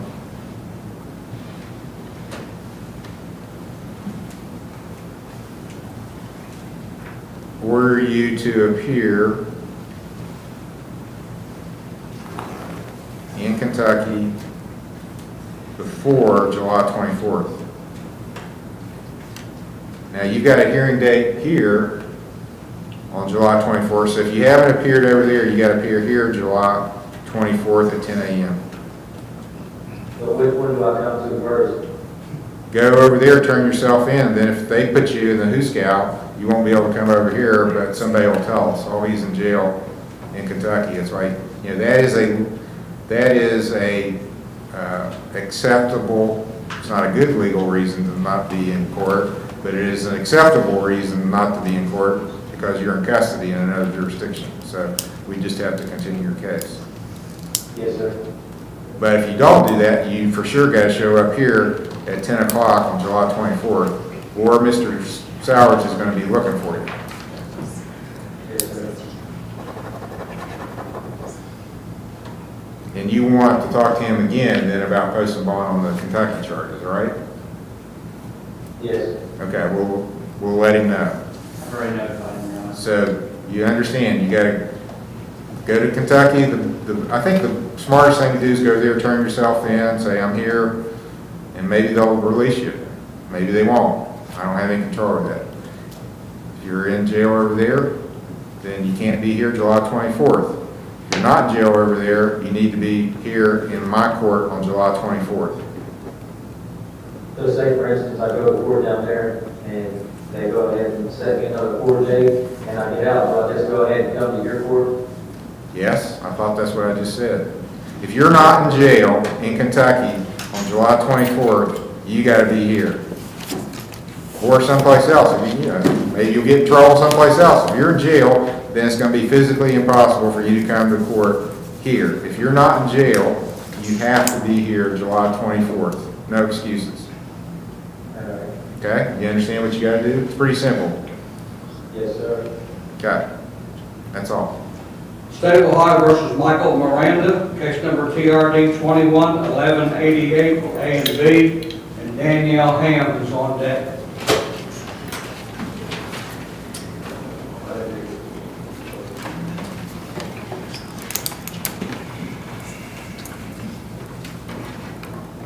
Okay, and you're Michael Miranda? Yes, Your Honor. Mr. Miranda, I'm Judge Capper at the Lawrence County Municipal Court, and you're on a warrant, or maybe even a capias, for failure to appear for a sentencing. Looks like it was a warrant. So you somehow successfully turned a non-jailable offense into jailable by not showing up for your sentencing hearing. Yes, sir. I was not aware of the warrant. I got arrested here in the sheriff's department. I came here to get a background check so I can rent an apartment, and they came out with custom. I had no idea what this was. Well, let me ask you, you knew you had a citation May 14th, 2021 that you had to go to traffic court over, right? Yes, sir. And actually, hold on. I'm going to lead you through this. And actually, I think you did appear for that hearing, didn't you? I think so, yes, sir. I do know that I did have a suspended driver's license, and I paid all my money to satisfy all my obligations to all those situations in regards to my driver's license. I was under the impression that I was done. I have my driver's license now. Well, that's not the impression that the court had, because the impression the court had was that you were given some time to clear up your driver's license, and then you had a sentencing hearing on August the 24th at 8:30? Judge Hall? Well, And that you didn't appear at that hearing and therefore got a warrant for not appearing. Yes, sir. Okay, so you think you're valid now? They issued the driver's license. I was required by law to get an SR-22, and paid insurance. So you think I'll repeat the question. You think you have a valid operator's license now? Yes, sir. Okay, we're going to check that, and then we'll have you come back after we check it. Yes, sir. Okay, so vacate the chair. We'll call you back after we get a report on your driver's license. Yes, sir, thank you. You're right. State of Ohio versus Danielle Ham, case number TRD 221048.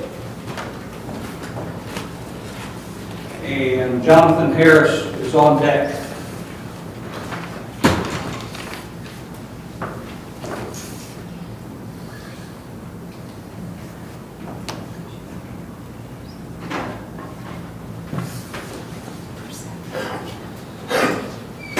Are you Danielle Ham? Yes, sir. I'm Judge Capper of Lawrence County Municipal Court. This is your arraignment hearing. And it looks like this is a fairly old case, April of 2022, April 25th, 2022. It's alleged at 10:35 p.m. in Fayette Township that you were driving without a license, with actually a suspended license, but it's a non-jailable offense. Maximum penalty is 500 hours community service and $1,000 fine. But it's alleged, looking at the file, that you did not show up for your arraignment hearing, which was set for August 10th at 4 p.m. I thought that those got dismissed, or I was wrong or something, but I have obtained my license in this time frame. Okay. I gotta go take my test, because I carry a SR-22 on my license, and I'm supposed to do that on the 14th. But I do have a license now, Your Honor, and... A license or a permit? Do you have a permit or a license? A license, but I still gotta take my test. What happened to your eye? I don't even know, I think I busted it getting in the car, I do not know. Okay. Well, if you're going to take your test, you don't have a driver's license. That's pretty easy. I know I paid the reinstatement fee of $75. And Okay. they said I have to obtain a SR-22, and I have that, and it's getting ready to, I'm supposed to be paying it like yesterday or today, it's $45 a month. But I have to go down and take my driving test. Well, if you have to take the test, then you don't have a license. You Why is that? might have a permit, but you don't have a license if you have to take the driver's test. Well, I thought when I paid that reinstatement fee and they gave me the SR-22, that my license was reinstated. Okay, well, we'll put you in, I'm going to have somebody check it and we'll find out what your status is and I'll have you back out. So Okay. we'll have you back out here when I get that. Okay. State of Ohio recalls Jonathan Harris, case number CRB 23429A and B. And Michael Miranda is on deck. Okay, we can continue this for a brief period of time so the state can get its file and decide, I think, on There's nothing. if there's anything in common, please.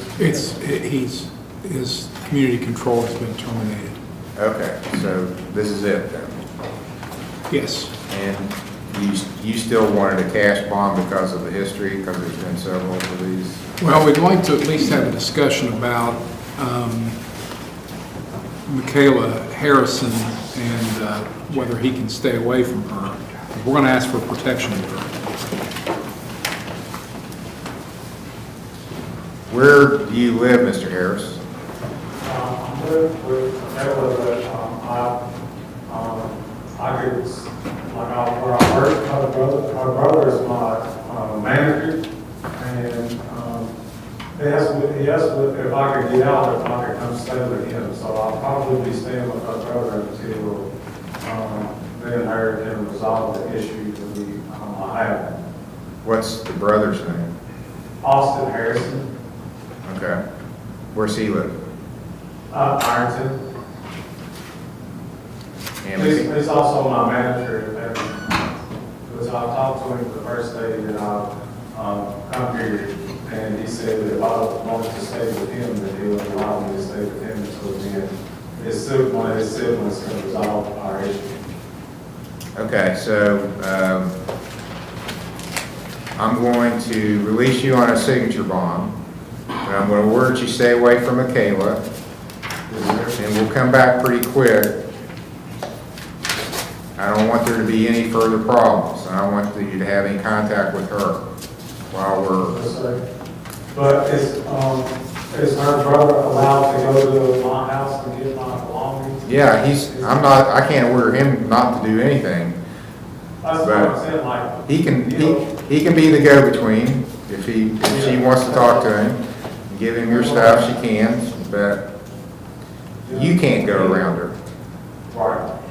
He was gonna come and do he was gonna bail me out, and he called Mr. Thyers, but he didn't have his ID, because his motorcycle had got impounded, so he couldn't take Mr. Thyers' ID. That's why I asked for the signature line, because he didn't have the ID on him. He has to go, I guess he was going today or tomorrow to get his ID. Okay, I'm going to let you out on a signature bond on the understanding that you are not going to go around Michaela, you're not going to contact her, you're not going to post anything about her, and we're going to come back fairly quick, so... Yes, sir. If you have stuff you need to say to her, you can do it through your lawyer, Mr. Smith, next week, next Monday, July 24th. Yes, sir. So you got to be here at the court in Chesapeake next Monday at 10 a.m. At 10 a.m.? Yes, and you're promising me you will not contact her or go around her. I won't. I'll have her brother go get my stuff. And I'm appointing Tyler Smith to be your lawyer. Okay.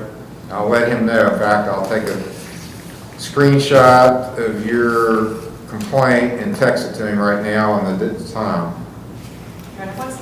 Next Monday. 1500. Okay, any questions, Mr. Harris? No, sir. Okay. State of Ohio versus Michael Miranda, case number, on a recall, case number TRD 21-1188, A and B, and Danielle Ham is on deck. Your Honor, he is, his driver's license are back. Okay.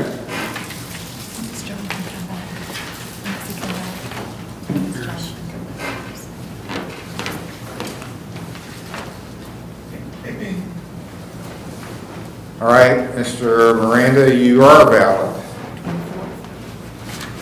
Did you say you got arrested Friday? I got arrested today. Oh, today. Okay, somebody else was arrested Friday. I came in to get a background check. Oh, They okay. arrested me in the lobby. I think that means you didn't clear the background check. But maybe you will now, we get this out of the way. Your Honor, and Mr. Ryder did not have proof of insurance. There is not. Okay, here's what I'm going to do. I'm going to give you a big break here. Because if I do anything with your citation and send it in today, it's showing no proof of insurance. I don't know if you had insurance in there or not, but you didn't show it. You're going to get another suspension. So all that work you did to get reinstated is going to go out the window. So I'm gonna dismiss it. You got arrested, I'm sure that's kind of traumatic. So, from now on, take it more seriously. When you're ordered to come to court, make sure that you're at court when you're supposed to be. I'm dismissing your case. Thank you. Since you are valid now. Case is dismissed. You're welcome. State of Ohio recalls Danielle Ham, case number TRD 221048. Your Honor, she has a valid ID, but not a valid. Okay. Yeah, a little different. You've got a valid ID card. You don't have a valid license. There's a difference.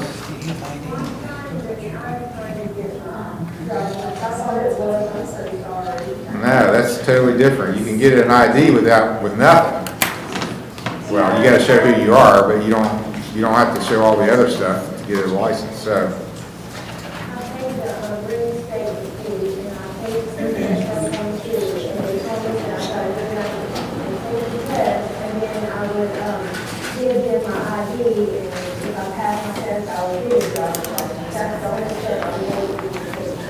Okay, well, I'm going to give you your choice. I can go ahead and sentence you today, and if I do sentence you today, since you didn't show up before, I'm going to give you some community service and a fine. Or, oh, wait a minute, you haven't heard, this is like, what was that guy on Let's Make a Deal?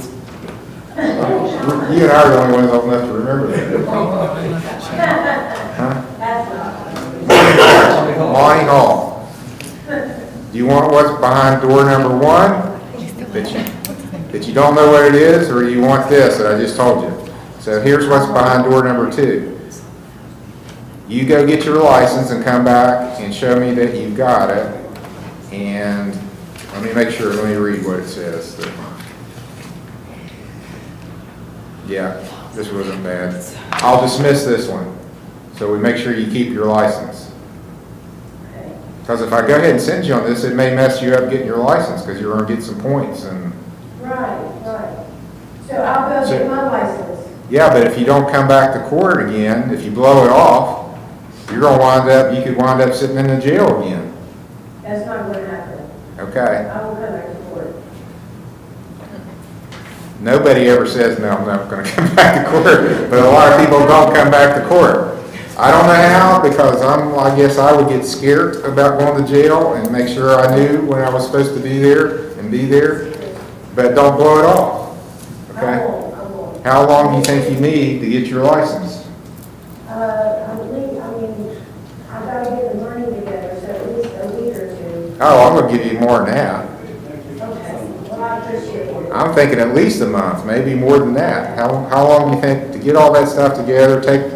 And now you're going to be under pressure. Do you work? Are you like Michael Jordan? He played better under pressure.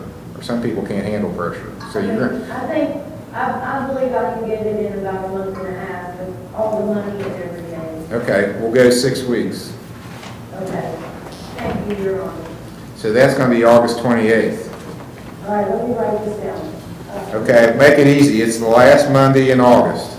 You got to be in court. August 28th, last Monday in August.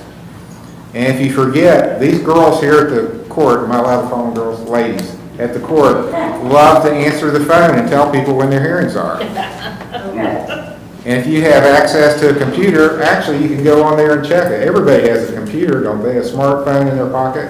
Nobody walks around without a computer. There's no excuse for not knowing when your hearing is. That's true, Your Honor. But a lot of people still miss their hearings. I apologize. So what's going to happen if you miss your hearing on August 28th? I'm going to go to jail. Yep. Okay. August 28th at 10 o'clock for sentencing is your next hearing. Okay. And I'll make a note in case something happens to me. If you get them, dismiss the case. For time served on the warrant. I'll see you there. Time served on the warrant, withdrawal of the warrant, and we don't need more paper, so we'll do without an OR bond. We'll just do a warrant if she doesn't show up. Okay. All right. Okay, that finishes us up at the jail. Thank you. State of Ohio versus Gregory Webb, Case number CRA 5775 A and B on a recall. You're up. All right. You did make it in this morning. When they called, I said, that's unusual. He's been coming really regular. Yep. Apologize to the courts for being late there. Okay. Better late than never. Are you making a payment today? I don't have a payment today. Okay. You probably heard what I said about people in jail unless it's willful. Okay, I'll cancel the warrant since you did show up. Thank you. When do you think you can make a payment? I get paid in 10 days. I get paid every 2 weeks. Okay. I just kind of slipped up on that. I figured it out. I had to be in court last night and I looked at the calendar. I'll set it for August 7th as your next hearing. Thank you, Your Honor. You're welcome. 9 o'clock, August 7th. Thank you. You're welcome. Oh. All right, Mr. Stratton has a case.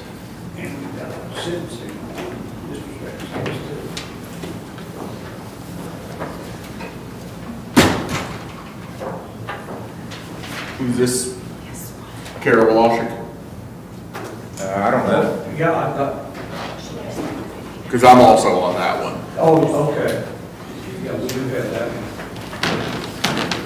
I have one case and Mr. Stratton has the other, both are set for Have you sentencing. heard from him? I have not, but I wasn't really looking for him either.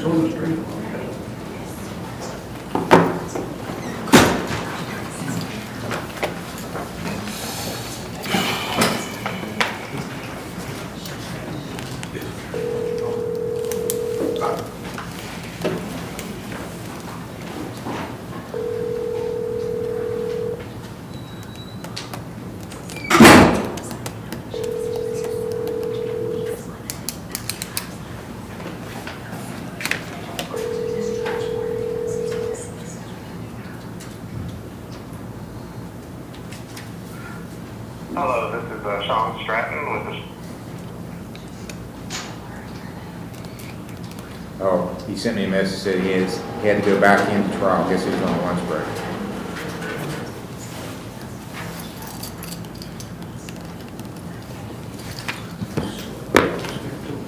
Yeah, let's just call it and we'll figure out what to do.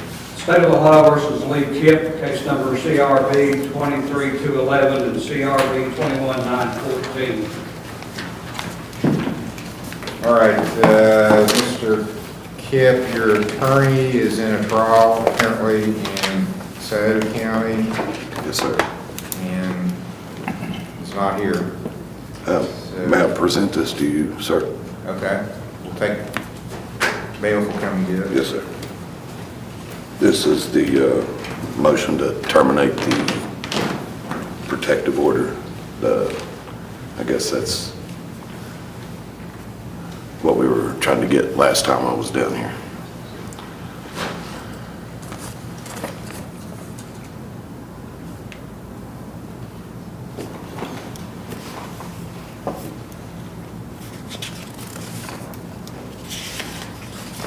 Has this been heard yet, or? No, sir, not that I'm aware of. Check to Mr. Hewitt.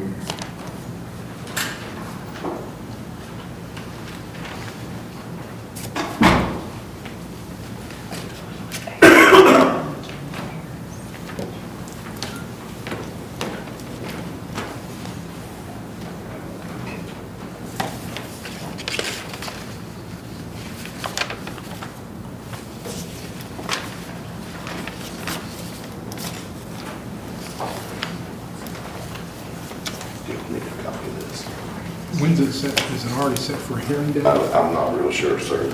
She just handed me this paper, and that's about all I know, sir. All right.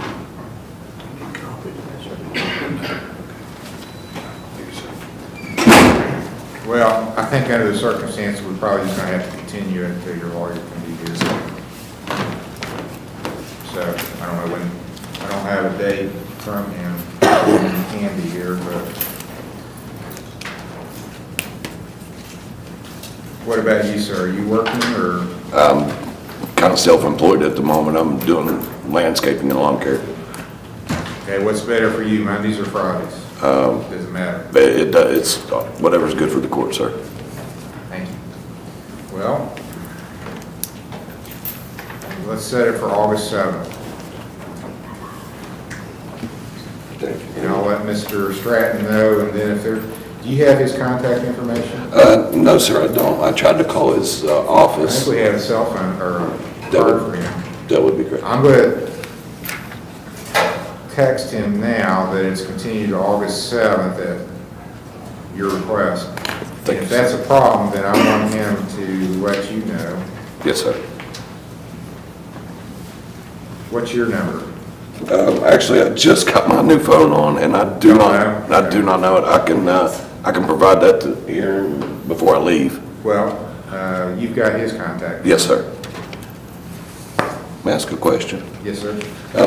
Did I miss my name this morning, or? I don't think so. Okay, I was just Why wanted you to. had to, well, we knew Mr. Stratton, he had texted the court and said he was in Scioto County. Maybe we should have told you, but. Okay, I was just curious. I didn't want So to. your case got put off. We thought maybe he could be here later, I understand. but he's still on a trial, I guess. So. Yes, sir. He'll be here on the 31st. Okay, what about the 17th? Are you talking about 31st of July? Yeah, he's gonna be here, Monday and Friday.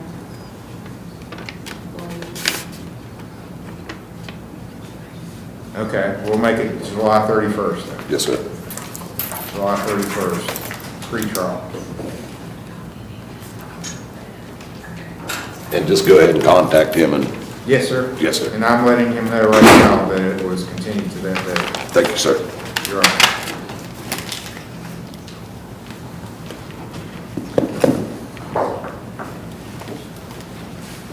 State of Ohio versus Tara Wassick, case number TRC 222589A and B, and TRD 2328.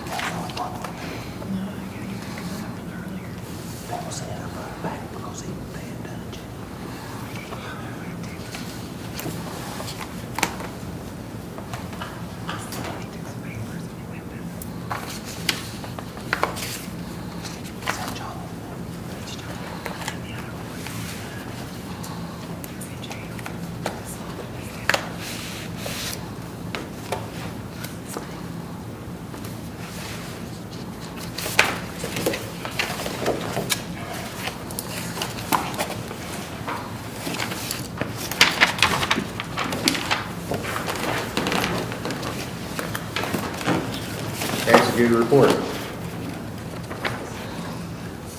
Your Honor, that report was very positive, it seemed. So I think that's showing some progress. Absolutely. Do you have a license yet? Okay. I think you better get one. Okay. No, I mean on Yeah. license. Mr. If you're for Stratton's on driving one, suspension Mr. or Sires on larger. the other. Okay, so that's right, yours, okay. I don't, my feeling is, looking at it, is she's doing so well, I'd like to see her continue under supervision for a while longer. Okay, Your Honor. I mean, is the state in agreement with that? Yes, Your Honor. So, maybe we could go out a little longer before she has to come back. Maybe the end of August. Your Honor, I have a jury trial myself on the 21st, but I'm available the 28th. We said something earlier today. August 28th is good. Okay, ma'am, you're doing well. Keep it up. Glad to see it. See you on August 28th, hopefully with another good report. Thank you. Thank you, Your Honor.